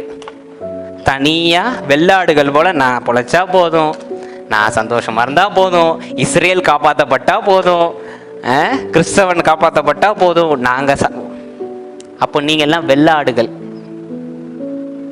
செம்மறி ஆடுகள் அப்படின்றது தன் கூட இருக்கிறவர்களுக்கு, தன் கூட இருந்து பார்ப்பவர்கள் எல்லாருக்கும் உதவி செய்து தன்னையே தகனமாக செலுத்துவது தான் செம்மறி ஆடுகள். இன்னைக்கு கிறிஸ்தவர்களாக நம்ம செம்மறி ஆடுகளாக தான் இருக்கணுமே தவிர வெள்ளாடுகளாக இருக்கக்கூடாது. உடனே நினைக்காதீங்க உதவி செய்யறது பணம் கொடுக்கறது கிடையாது. 4 நல்ல வார்த்தை பேசினாலே அதுவே பெரிய தகன பலி செலுத்துறது தாங்க. இங்க சகோதரின்னு ஒரு ஆன்டி வந்தாங்க, தெரியுமா உங்களுக்கு? ஞாபகம் இருக்கா? அறிவுக்கோடி ஆன்டி. அவங்கள்ட்ட என்ன உதவின்னு ஃபோன் பண்ணாலும் ரெடியாக இருக்கும். அவங்க சொல்லுவாங்க, இல்லைனாலும் பரவாயில்ல ஜான், தலையை அடமானம் வச்சாவது நான் உதவி செஞ்சிருவேன் அப்படின்வாங்க. ஆனால் அவங்கள்ட்ட பண உதவி இதெல்லாம் காட்டிலும் நான் ஃபோன் பண்ணால் எடுத்து ஒரு 4 நல்ல வார்த்தை பேசுகிறாங்க பாருங்க. 4 நல்ல வார்த்தை. அவங்க ஹிந்துவாக இருக்காங்க, என்னவா இருக்காங்கலாம் கவலை இல்லை. கிறிஸ்து என்ன சொன்னாரோ கடைபிடிக்கிற ஒரு ஆள் அந்த ஆன்டி. இன்னைக்கு அந்த ஆன்டிட்ட பல இளைஞர்கள் பேசுறாங்க. என்ன, தனக்கு ஒரு கஷ்டம்னா ஃபோன் பண்றாங்க. இவங்க உடனே ஒரு பூஸ்ட், ஒரு 2 வரிகள், கவலைப்படாத எனக்கே, உங்களுக்கு நான் வந்து பூஸ்ட் பண்றேன்னா எனக்கே அவங்க பூஸ்ட் பண்ணுவாங்க. கவலைப்படாத ஜான், எல்லாம் நடக்கும். அந்த 2 நல்ல வார்த்தை போதுங்க. அதுதான் தேற்றுவது. இதை செய்யறதுக்கு தானே இயேசு கிறிஸ்து வந்தாரு. ஆமாவா இல்லையா? இயேசு கிறிஸ்து யாரோட உட்கார்ந்துருந்தார்? பாவிகளோடு, அக்கிரமக்காரர்களோடு, வரி வசூலிப்பவனோடு உட்காந்து சாப்பிட்டு. எதுக்கு? ஏன்னா அவன் உடஞ்சு போய் இருப்பான், அவனை தேற்றுவதற்கு தான் அவர் வந்தாரு. நீங்களும் நானும் என்ன பண்ணணும்? அப்போ அதை தான் செய்யணும். வசனம் இங்க தெளிவா இருக்கு. ஊழியம்னா என்னன்னு தெளிவா தான் செஞ்சும் காட்டியிருக்காரு. இயேசு கிறிஸ்து செஞ்ச அற்புதங்கள்ல எத்தனை அரசர்களுக்கு அற்புதம் செஞ்சிருக்காரு? எத்தனை பணக்காரங்களுக்கு அற்புதம் செஞ்சிருக்காரு? எத்தனை பணக்காரன் வீட்டில் போய் உட்காந்து சாப்பிட்டு இருக்காரு? இயேசு கிறிஸ்து செஞ்ச அற்புதம் எல்லாருமே எவன்கிட்ட காசு இல்லையோ அவனுக்கு தான் செஞ்சிருக்காரு. எவன் பாவத்தில் இருந்தானோ அவனுக்கு தான் செஞ்சிருக்காரு. எவனால எதுவுமே திரும்ப கொடுக்க முடியாதோ. சரி, இயேசு கிறிஸ்து 3 வருஷம் யாருக்காவது பணம் கொடுத்து உதவி இருக்காருன்னு பாத்தீங்களாங்க? பணம் யாருக்காவது கொடுத்தாரா? அவர்கிட்ட கொடுக்க பணம் இல்லை, ஆனா கொடுக்க அன்பு இருந்தது. கொடுக்க அவருக்கு வந்து பணம் இல்லை, ஆனா அரவணைப்பு அவருக்கு எப்படி கொடுக்கணும்னு தெரியும். ஒருத்தன் சோகமா உட்கார்ந்து இருந்தா அவனை எப்படி அரவணைக்கணும்னு அவருக்கு தெரியும். மெர்சன் இங்க வாங்க, மெர்சன் வாங்க, இங்க வாங்க. மெர்சன் இங்க இருக்காரு. எல்லாரும் இப்ப மெர்சன் என்ன நினைச்சிட்டு இருப்பீங்க? சரியான சேட்டை, என்னைக்கு ஆண்டவர் பக்கம் திரும்ப போறாருன்னு நினைச்சு. நான் சொல்றேனே, கிறிஸ்துவ உங்களை காட்டிலும் கடைபிடிக்கிறவர் மெர்சன். என்ன பெரிய குண்டா விழுந்துருச்சா தலையில? வாமேன் இல்லை, அதெல்லாம் வராதே. ஏன் நான் சொல்லவா? ஏன்னா இன்னைக்கு ரோட்ல ஒருத்தருக்கு அடிபட்டதுன்னு வைங்க, உட்காந்து நீ ஹிந்துவா முஸ்லிமான்லாம் பார்க்க மாட்டாரு மெர்சன். இது எதுக்கு நமக்கு தேவையில்லாத வேலை அப்படின்னு பாஸ் பண்ணி போயிட்டு இருக்க மாட்டாரு. ஆளா தான் சொந்தக்காரன் மாதிரி தூக்கி போட்டு அட்மிட் பண்ணி அவங்க வீட்டில் இன்ஃபார்ம் பண்ணி ஆள் வந்ததுக்கு அப்புறம் தான் வீட்டுக்கே வருவாப்ல. இது என்ன செயல்? கிறிஸ்துவின் செயல். கிறிஸ்துவின் செயல். வாயத்துடன் சொல்லுங்க. ஏன் மெர்சன் கிறிஸ்துவ கடைபிடிக்க கூடாதா? வாயை திறக்கவே முடியல. இன்னைக்கு நம்மெல்லாம் கிறிஸ்துவ எப்படி பைபிள் வாசிச்சு மெர்சன் இன்னைக்கு பைபிள் வாசிக்க மாட்டார். தைரியமா இருக்கட்டும் மெர்சன். சிரிச்சுக்கிட்டே சொல்ல, ஆமா நான் வாசிக்க மாட்டேன். ஆமா வாசிக்க மாட்டாரு. மெர்வின் பின்னாடி குத்துறான், இதுக்கு மேல சொல்லக்கூடாது. வாசிக்க மாட்டாப்புல. பாட்டு இப்போ போன வாரம் முந்தின வாரம் பார்த்தீங்கன்னா வசனம் இப்போ ஏறி நான் சொல்றதுக்கு முன்னாடி பின்னாடி இருந்து வசனம் சொல்லிக்கிட்டே இருக்காரு. எனக்கு பயமா இருக்கு, போட்டியா வந்துருவாரோன்னு. வசனம் வாசிக்க மாட்டார் டெய்லி. ஆனால் கிறிஸ்து என்ன சொன்னாரோ அதை கடைபிடிக்கக்கூடிய ஆள் மெர்சன். யார் திக்கற்ற பிள்ளைகளோ அவங்களோட கூட்டு சேர்த்து அவங்கள பெரிய ஆளாக்கிட்டு போயிட்டு இருப்பார். Hello Merchan, thank you Merchan. இன்னைக்கு நம்மெல்லாம் வகை வகையாக பேசுகிறோம். அன்பு செலுத்தணும், அரவணைக்கணும். 9 கனிகளை இன்னைக்கு நம்ம கடைபிடிக்க தவறுறோமே. அப்போ எங்கே போச்சு நம்ம கிறிஸ்தவம்? சொல்லுங்க. இன்னைக்கு இயேசு கிறிஸ்துவை பற்றி பேசுகிறோம், இயேசு கிறிஸ்துவ கடைபிடிக்கிறோம். இயேசு கிறிஸ்து என்ன கடைபிடிச்சாருன்னு தெரியுமா? சத்துருக்களை பகைவர்களை ஆசீர்வதியுங்கள், சபிக்கிறவர்களுக்காக ஜெபம் பண்ணுங்கள். ஒருத்தர் 1 மைல் கூப்பிட்டா 200 மைல் கூட நடந்து போ சொன்னாரா இல்லையா? சொன்னாரா இல்லையாங்க? ரைட், கொஞ்சம் வசனத்தை எடுத்து வாசிங்க. நீதிமொழிகள் 11:25 வாசிங்க. நீதிமொழிகள் 11:25.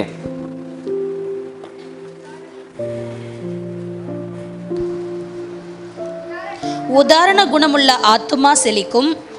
எவன் தண்ணீர் பாய்ச்சுகிறானோ அவனுக்கு தண்ணீர் பாய்ச்சப்படும். தண்ணீர் பாய்ச்சுகிறானோ,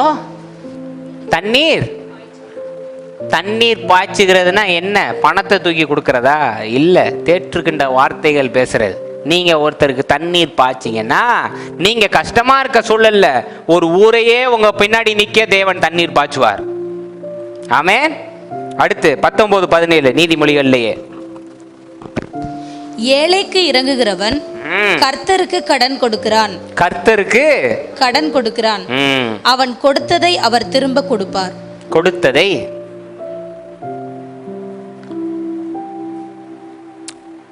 இந்த மஞ்சள் ட்ரெஸ் போட்டுட்டு ரோட்ல நடந்து போவாங்க தெரியுமா? போவாங்களா?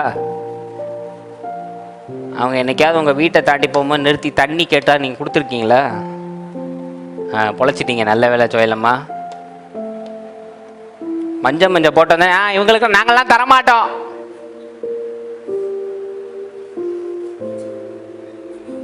கோயிலில் அன்னதானம்னு வந்து கேட்குறாங்க. இல்லைங்க, நாங்கள் சபைக்கு பண்ணுறோம், இதெல்லாம் விடுங்க. இப்போ நீங்கள் அன்னதானம் கொடுத்து சிவனை உட்காந்து சாப்பிட்டுட்டு இருக்காரு. அந்த பேரில் அங்கே ஒரு 4 பேர் சாப்பாடு இல்லாமல் இருக்காங்க, அவங்க சாப்பிட்றாங்க. ஆமாவா இல்லையா? கேட்கறதுக்கு மட்டும் பதில் ஆமாவா இல்லையா?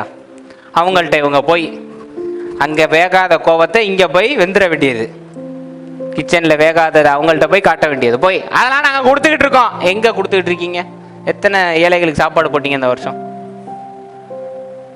நாங்களே ஹோம் வச்சு நடத்துகிறோம். என்ன ஹோமன்னு பார்த்தா வீட்டில் 2க்கு சோறு போடுறது ஹோமா. அது ஹோம் தானே? அப்பா, ஏற்கனவே 4 ஜீவனுக்கு சாப்பாடு போட்டுக்கிட்டு இருக்கோம். இது ஒண்ணுதான் குறைச்சல். புண்ணியவானுங்க, உங்களால் முடிஞ்சா கொடுக்கணும். நேற்று ஒருத்தங்க எங்கள் வீட்டில் ட்ரெஸ்ஸு இல்லை ஏதாவது கேட்டு வந்தாங்க. எங்கள் அம்மா போய் உடனே பழைய துணியெல்லாம் எடுத்துகிட்டு இருந்தாங்க. இருந்ததை கொடுப்போம் அப்படின்னு. எங்கள் வீட்டிலேருந்து ஒரு குரல், ஏமாத்திர போகிறாங்க, ஏன்னா இந்த ட்ரெஸ்ஸை வாங்கிட்டு போய் அவங்க சாரதாஸ் கடையில் வைக்க போகிறாங்க. அப்போ எங்கள் அம்மா ஒரு வார்த்தை சொன்னாங்க, நம்ம வேலை கொடுக்கறது, அது அவங்க பண்ணாங்கன்னா அவங்க அனுபவிச்சுட்டு போகிறாங்க. ஏமாத்தினா அதுக்கான பலனை அனுபவிப்பாங்க. கொடுக்க வேண்டியது யார் கடமை? இங்கே தான் நியாயம் தீர்க்காதனா நம்ம அங்கே தான் உட்காந்து நியாயம் தீர்ப்போம். சிவப்பு சேலை சரியில்லை, கொடுக்க மாட்டேன். அவன் பொட்டு வச்சிருக்கான், நான் தரமாட்டேன். இவனை எதுக்கு பார்த்து நான் சிரிக்கணும்? இவனுக்கு ஏன் நான் கொடுக்கணும்? பாஸ்டர் கால்டன் பாஸ்டர் காரில் வராரு, அவருக்கு என்ன குறைச்சல்? இவருக்கு ஏன் நான் செய்யணும்? கொடுக்க வேண்டியது கடமை. அது யாராக இருந்தா என்ன?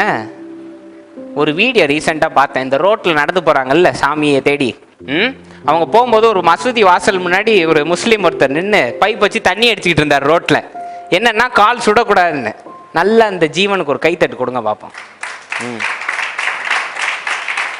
தேங்க்யூ. அவர் எந்த முகமதா இருந்தாருன்னா, எந்த நபியா இருந்தா தீர்க்காயுசா இருக்கட்டும் அந்த புண்ணியமா. வேற மதம் தான், வேற இதுதான். மனுஷன்னு ஒன்று இருக்குல்ல. ஹலோ, இன்னைக்கு மதம் மதம்னு பேசுறாமே, மனுஷ குணம்னு ஒன்று இருக்குல்ல, மனுஷன்னு ஒன்று இருக்கானே, என்னங்க அது? ஏன் இன்னைக்கு ஹிந்துஸ்லாம் என்ன ரத்த ஓட்டம் இல்லாமல் வெறும் எலும்பு வச்சு ஓடிக்கிட்டு இருக்காங்களா? முஸ்லீம்ஸா என்ன ரத்தமே இல்லாமல் வெறும் சதை மட்டும் இருக்கா? எல்லாருக்கும் ரத்தம் இருக்கு, சதை இருக்கு, எல்லாருக்கும் உணர்வுகள்னு ஒன்று இருக்கா இல்லையா? இழப்புனா அவனுக்கும் இழப்பு தானே. கேட்கறதுக்கு பதில். அப்போ கிறிஸ்தவனா நீங்களும் நான் என்ன பண்ணும்? உதவிகாரம் நீட்ட சொன்னா நீங்க கையை நல்லா இறுக்கி வச்சுக்கிட்டு கிறிஸ்தவனுக்கு மட்டும் நீட்ட வேண்டியது உதவிகாரம். ஏதாவது ஒரு கார் ஆக்சிடென்ட் இருந்தா பார்க்க வேண்டியது நம்ம பேர் ஏதாவது போட்டிருக்கான்னு, காட் இஸ் மை சால்வேஷன் போட்டிருந்தா பிரதர்னு ஓட வேண்டியது. ஏன்னா அப்படிதான் உதவி செய்வாங்க. ஏன்னா கிறிஸ்தவர்களுக்கு தான் உதவி செய்வீங்களா? அந்நிய ஜனங்களுக்கு உதவி. நான் சொல்றேனே, என்ன காரியத்தை நீங்க அளக்குறீங்களோ அதே உங்களுக்கு. ப்ளீஸ், ஊழியம் என்பது இது கிடையாது. 4 பேரை மாத்துறது, 4 பேரை. நீ இன்னைக்கு ஏன் நீங்க திருச்சியில் இருக்கீங்கன்னா உங்களுக்கு தெரியுமா? பொல்லாத ஊர் பாஸ்டர் நட்டு நடல மாட்டி உக்காந்துருக்கேன். பீச்சு ஒன்று கிடையாது, மால் ஒன்று கிடையாது, மலைப்பகுதி கிடையாது ரசிக்க. சந்தோஷப்படுங்க. ஒரு மழை பெஞ்சு மழை சரி வந்துச்சுன்னு வைங்க, கதை மோகையா. பீச்சில் சுனாமி தோன்றிடுச்சுன்னா வீடு என்ன ஆகும்? பீச்சில் சுனாமி வந்து வெள்ளம் வந்துருச்சுன்னா வீடு என்ன ஆகும்? அப்புறம் நீங்க அப்போ எப்பவும் ஒரு பாட்டு பாடுவீங்க, விசுவாச கப்பல் ஒன்று செல்லுகின்றது, டிவியும் போச்சு, ஃப்ரிட்ஜும் போச்சு, தண்ணிக்குள்ள மூழ்கி போயிருச்சுன்னு போக வேண்டியதான். எதுவும் இல்லாமல் திருச்சியில் இருக்கீங்கல்ல? சரி, திருச்சியில் இருக்கீங்க. திருச்சியில் ஒரு சில ஏரியாவில் உங்களை வச்சிருக்காருல்ல, சும்மா ஆண்டவரா இடம் இல்லை அதனால நீ வந்து இடமலைப்பட்டி புதூரில் கடை அப்படின்னு எழுதி போட்டிருக்காரு. அவங்கள சீட்டு போட்டு ஆண்டவர் எடுக்காரு. நீ இடமலைப்பட்டி புதூரில் உட்காந்துரு, மெர்வின் நீ இடத்தூரில் உட்காந்துரு, அதான் சரிப்பட்டு வரும்னு.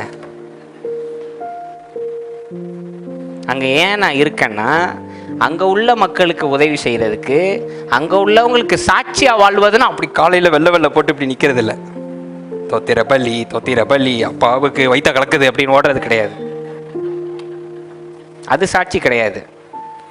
தான் வீட்டில் ஒரு இழப்புனா டக்குன்னு போய் நிற்கிறது, அவங்களுக்கு ஆதரவாக பேசுறது, ஏதாவது ஒன்று நைட்டு ஒரு உதவி நான் போய் நிற்கிறது பாருங்க, அதுதான் சாட்சி. அப்பா அவங்க அங்கேருந்து காலி பண்ணாலும், எத்தனை ஊருக்கு போனாலும், எத்தனை பிள்ளைங்க பார்த்தாலும் அவங்கள்ட்ட சொல்லுவான், பக்கத்து வீட்டில் ஒருத்தங்க இருப்பாங்க, மறக்கவே முடியாதுப்பா, அன்புனா அப்படி இருக்கணும் அப்படின்னு சொல்லி கொடுப்பான். அங்கேயே நீங்கள் சத்தியத்தை நிலைநாட்டிட்டீங்க, முடிஞ்சு வேலை. எங்கள் ஐயா இறக்கும் போது நான் ஹாஸ்பிட்டலில் இருக்கேன். ஐயாவை தூக்கிட்டு போய் பல்ஸ் செக் பண்ணு. நான் தான் சொல்கிறேன் வரேன். பல்ஸ் தூக்கிட்டு போய் செக் பண்ணால் முடிஞ்சிருச்சுன்னு சொல்லிட்டாங்க. வீட்டில் ஹேனாவும் அம்மா மட்டும்தான் இருக்காங்க. என்னால் இப்போ ஃபோன் பண்ணி சொன்னால் ஏதாவது ஆயிரும். என் ஃபோன் யாருக்கு தெரியுமா போச்சு? எங்கள் அப்பா இறந்தோடனே ஜனாக்கு தான் போச்சு. ஜனா சீக்கிரம் வீட்டுக்கு போ, ஐயா இறந்துட்டாரு, வீட்டை போய் எல்லாத்தையும் ரெடி பண்ணுன்ட்டு ஃபோனை கட் பண்ணது தான். நான் வீட்டுக்கு வரும்போது எல்லாம் அது இடத்துல இருந்தது. ஜனா வீட்டில் இருந்து ஹிந்துஸ் மாசம் குலசாமியை போய் கும்பிடுறாங்க, முதல்ல வந்து நின்னாங்க. எங்க வீட்டில் 3 வளர்ப்புக்கு 3 நாள் அவங்க தான் சாப்பாடு போட்டாங்க தெரியுமா? இவன் வளர்ப்புக்கு நான் ஏன் சாப்பாடு போடணும்? இஷ்டத்துக்கு எங்கேயாவது போய் கட்டட்டும்னு இல்லை, தயவுசெய்து எங்க வீட்டில் கட்டிக்கோங்க, நீங்க முதல்ல வேலையை பாருங்கன்னாங்க அவங்க அம்மா. சும்மா பெடிகிரியும் வாங்கி போடலங்க, சாப்பாடு வச்சு சாப்பாடு போட்டாங்க எங்க வளர்ப்புக்கு. ஒரு ஹிந்து. சரி, இந்த 3 நாள் எங்கள் வீட்டில் ஹோட்டல்லலாம் நாங்கள் சாப்பாடு ரெடி பண்ணவே இல்லைங்க. பிரபுன்னு ஒரு பையன் வருவார், பார்த்துருக்கீங்களா? ஐஏஎஸ் ஃபைட்டாக அழகாக மலையாளி மாதிரி இருப்பார். அவங்க வீட்டில் ஹிந்து, அவங்க அப்பா மிலிட்ரி ஹிந்து. 3 நாள் அங்கேருந்து சாப்பாடு வந்தது, கேட்கல, ஆனால் கொண்டு வந்து இறக்குனானுங்க. கேட்ட அதெல்லாம் பேச்சே கூடாது அப்படின்னு இப்படி பக்கெட்டாக வருது. இத்தனைக்கும் அவங்க ஹோட்டலில் வாங்கலைங்க, அவங்க அம்மாவே கையில் சமைச்சு 30-40 இட்லி வந்து இறங்குனுச்சு வீட்டில் உள்ள எல்லா சொந்தக்காரங்களுக்கும். ஒரு ஹிந்து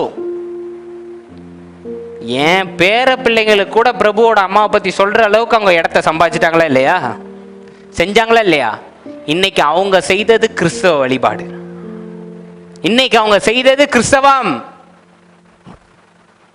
அல்லேலூயா. இன்னைக்கு அவங்க செய்தது கிறிஸ்து என்ன ஒருத்தருக்கு செய்தாரோ அதை அப்படியே எங்களுக்கு செஞ்சு காட்டினாங்க. செஞ்சாங்களா? இன்னைக்கு ஒருத்தங்க ஒரு ஹிந்து இறந்தா நம்ம அவங்க வீட்டுக்கு போவோமா?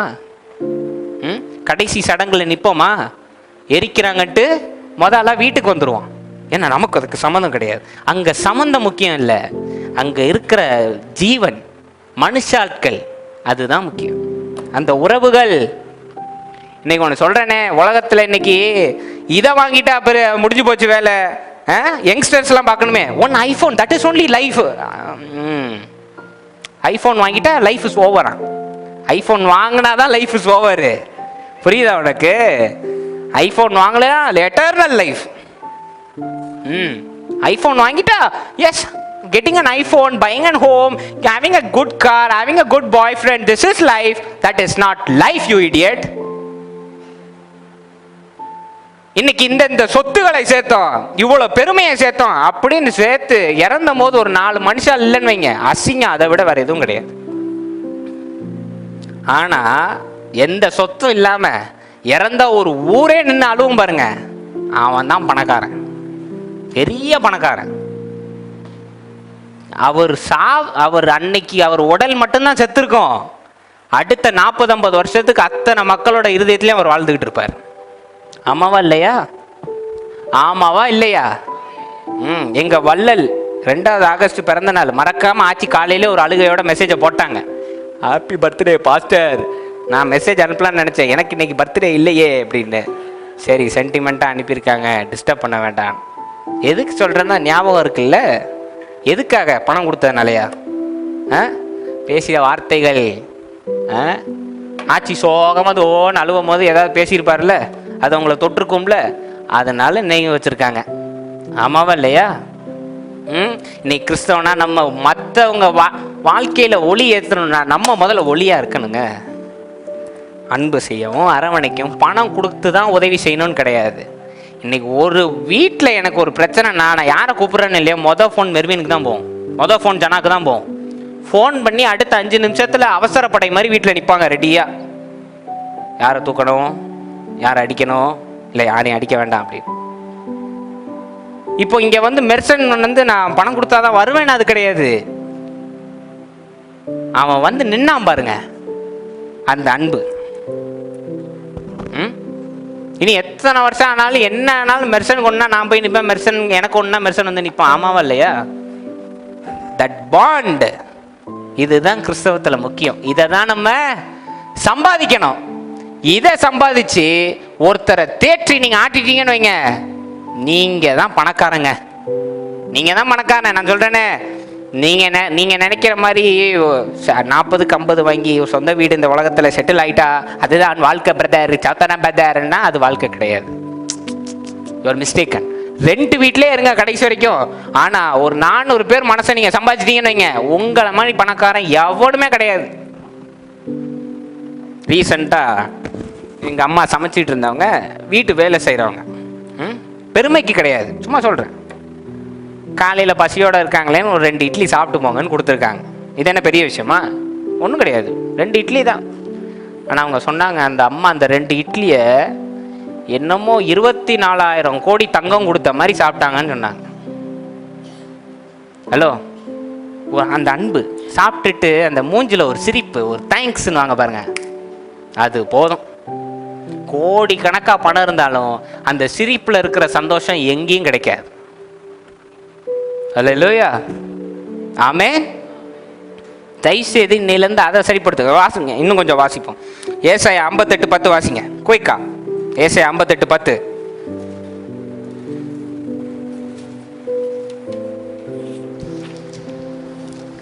பசியுள்ளவனிடத்தில் உன் ஆத்துமாவை சாய்த்து சிறுமைப்பட்ட ஆத்துமாவை திருப்தியாக்கினால் அப்பொழுது இருளில் உன் வெளிச்சம் உதித்து உன் அந்தகாரம் மத்தியானத்தை போல் ஆகும். என்ன வசனம்! மார்க் பண்ணிக்கோங்க, 58:10 மார்க் பண்ணிக்கோங்க. அந்தகாரத்தில் உன் வெளிச்சம் பிரகாசமாக ஒளிக்கும். அடுத்து ஏசாயாலே 1:17 வாசிங்க.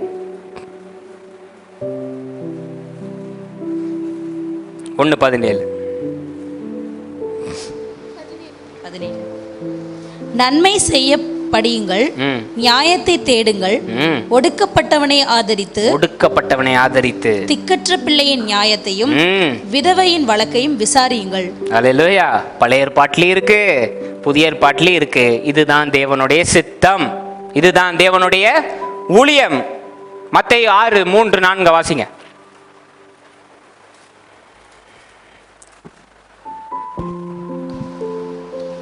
நீயோ தர்மம் செய்யும் போது உன் தர்மம் அந்தரங்கமாய் இருப்பதற்கு உன் வலது கை செய்கிறதை உன் இடது கை அறியாதிருக்க கடவது. அப்பொழுது அந்தரங்கத்தில் பார்க்கிற உன் பிதா தாமே உனக்கு வெளியரங்கமாய் பலனளிப்பார். அல்லேலூயா. அடுத்து டியூட்ரானமி 15:11, உபாகமம் நினைக்கிறேன் 15:11.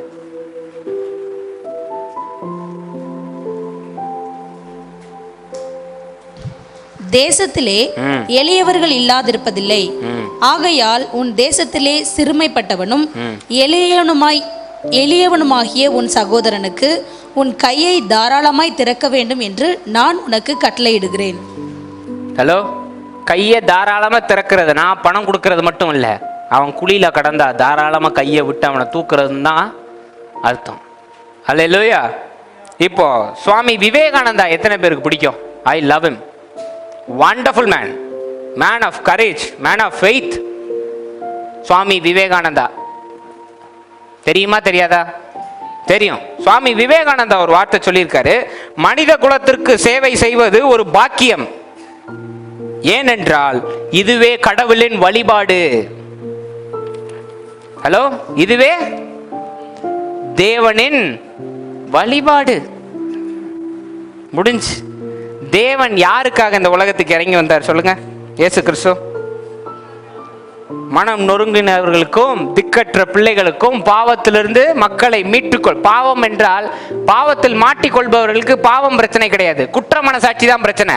அதிலிருந்து விடுதலை தருபவதற்கே இயேசு கிறிஸ்து இறங்கி வந்தார். இயேசு கிறிஸ்து 9 கனிகளை வெளிப்படுத்தினார். ஆமாவா இல்லையா?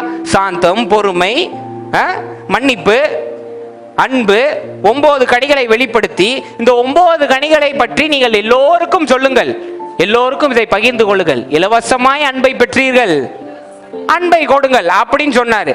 ஆனா இன்னைக்கு நம்ம வெள்ளாடுகளா மதம் மதம் கிறிஸ்தவம் பிழைக்கணும், கிறிஸ்தவம் பிழைக்கணும்னு நினைக்கிறோம். தப்பு. இன்னைக்கு மனிதன் பிழைக்க வேண்டும், மனித நேயம் பிழைக்க வேண்டும், ஹியூமனிட்டி. இன்னைக்கு இதை விட வேற என்னங்க நமக்கு கிடைச்சிட போது? இன்னைக்கு ரொம்ப ஃபோக்கஸ்டா இருக்காங்க மெட்டீரியல் ஆப்ஜெக்ட்ஸ் மேல. வீடு வாங்கிடணும், கார் வாங்குங்க, வேண்டான்னு சொல்லல, கர்த்தர் ஆசீர்வதிக்கட்டும், நல்லா இருங்க.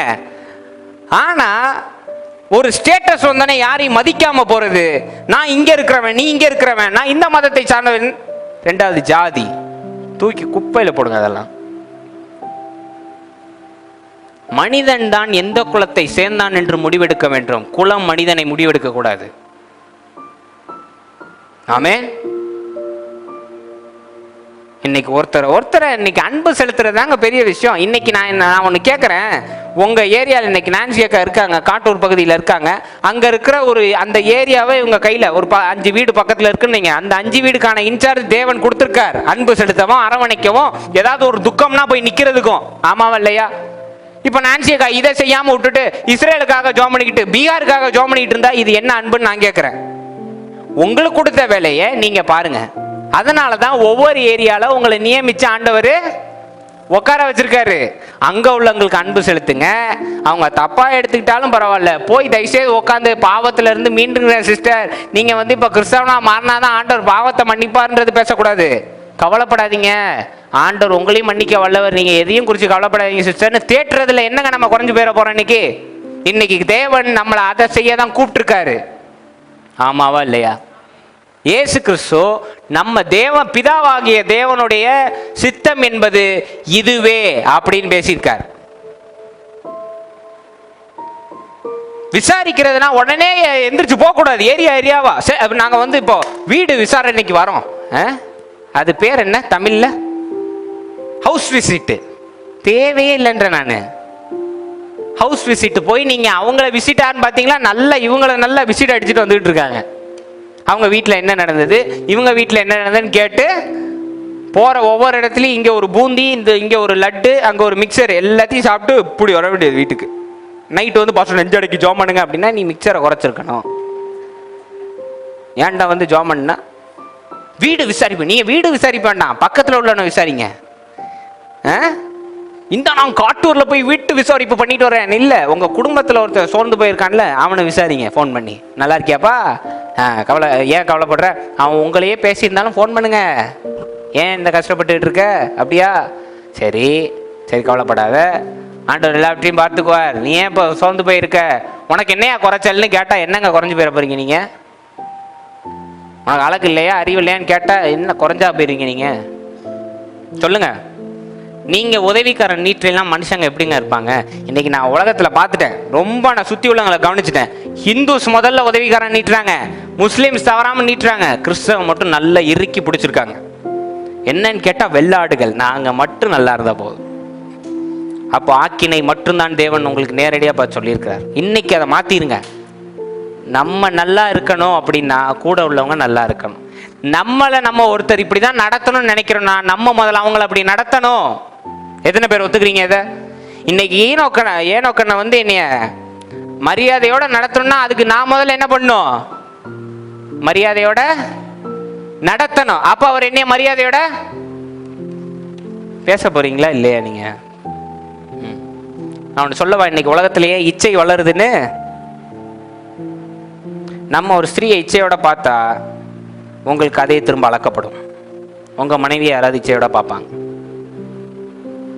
சிம்பிள், அவ்வளோதான். இன்னைக்கு எல்லாரையும் ஒரு சகோதரி மாதிரி, தான் சொந்த தங்கச்சி மாதிரி பார்த்தோன்னு வைங்க. நீங்கள் இல்லைனாலும் உங்கள் மனைவியை தாங்கிறதுக்கு நிறைய பேர் ஆண்டவர் தந்திருப்பார், சொந்த அண்ணனை போல. இன்னைக்கு நீங்கள் ஒருத்தருக்கு உதவி செய்கிறீங்கன்னா ஆண்டவர் எங்கேயோ ஒரு நாள் உங்களுக்கு திரும்ப அதை தருவார். சொல்கிறது புரியுதா இல்லையா? இன்னைக்கு சத்யா ஆண்டி இருக்காங்க, நிறைய உதவி செஞ்சுருக்காங்க. இன்னைக்கு அவங்க மக ஜெர்லின் வந்து லண்டனில் போய் படிக்கும் போது எவ்வளோ கஷ்டங்கள் யார் மூலியமாவும் ஆண்டவர் சந்திக்கிறாரா இல்லையா? சந்திக்கிறாரா இல்லையா? அப்படிதான் ஆண்டவர் செய்வார். நீங்கள் என்ன அளக்குறீங்களோ அதே அளவு உங்களுக்கு அளக்கப்படும். எங்கள் அம்மாவுக்கு ஒரு நல்ல பழக்கம் இருக்குது. என்னென்னா, சாரியெல்லாம் எடுத்து கொடுத்துருவாங்க. நல்ல நல்ல சாரி எனக்கு கோங்கோமாக வரும், திருந்தவே மாட்டேன்றாங்க, கோங்கோமாக வரும். அவங்க சொல்லுவாங்க, இதை கெட்டி என்ன அதான் பார்த்தாச்சே கொடுப்போம் அப்படின்னு கொடுப்பாங்க. அடுத்த ஒரு 2 வாரத்துலேயே 4 சாரியாக திரும்ப வரும்.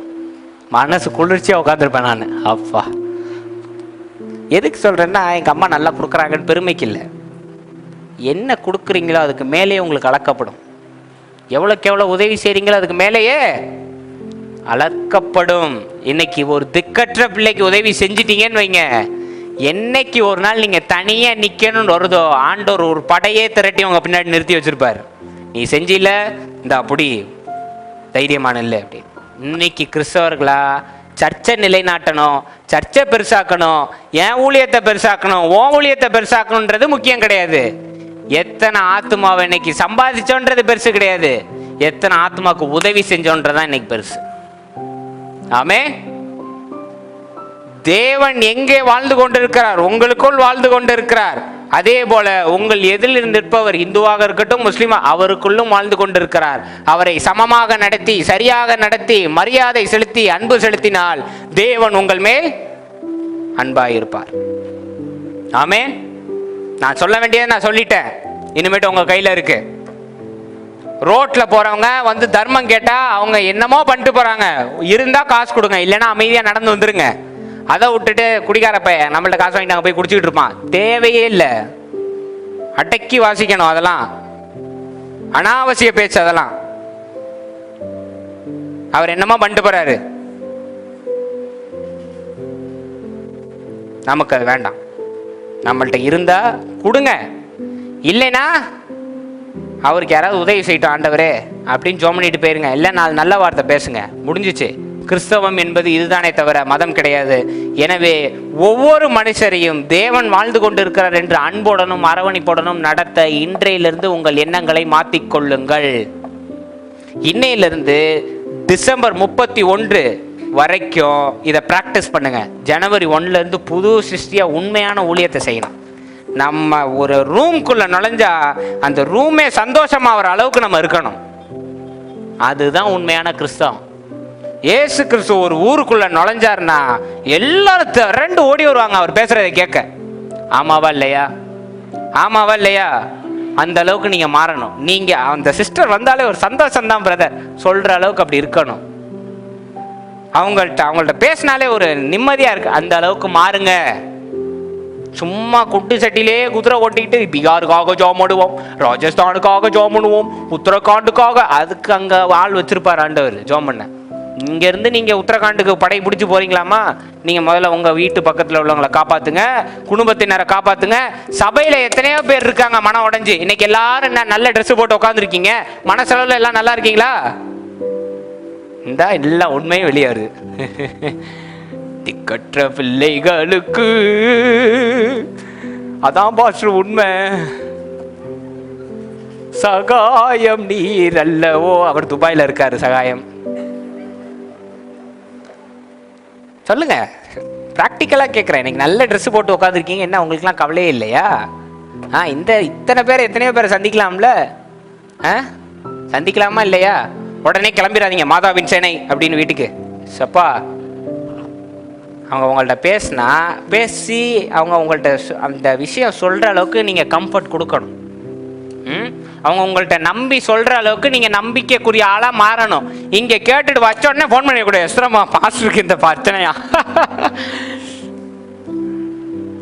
அது வடிவேல் ஜோக்கு மாதிரி ஆயிரும். ராத்திரி பூரா நம்ம கூட தானடா இருந்தான் அப்படின்னு அது மாதிரி ஆயிரும். தயவுசெய்து அப்படியும் இருக்காதீங்க.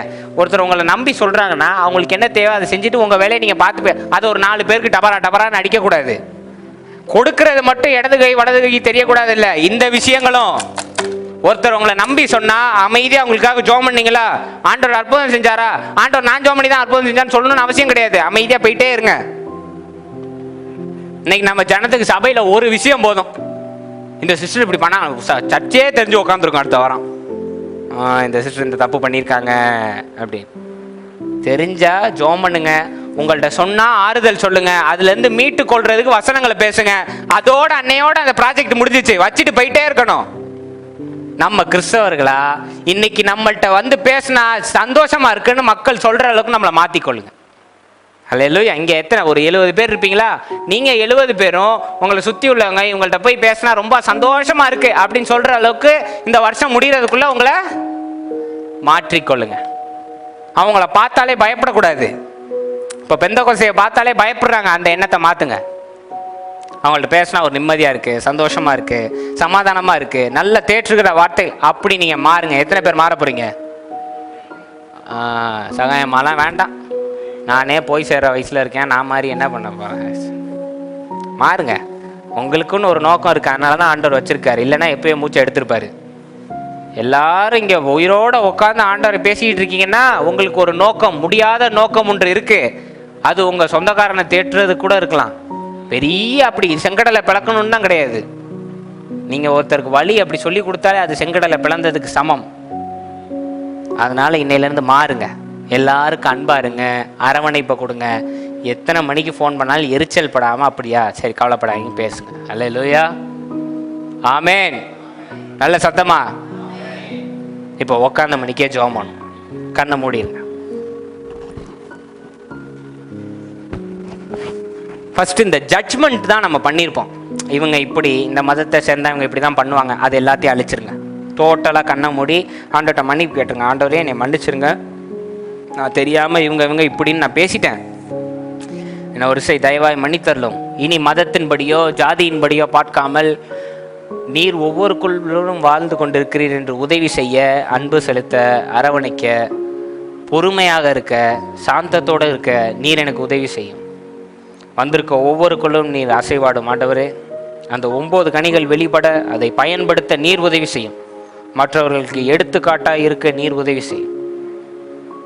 நீர் பொறுப்பெடுத்துக் கொள்ளும், ஆசீர்வதி.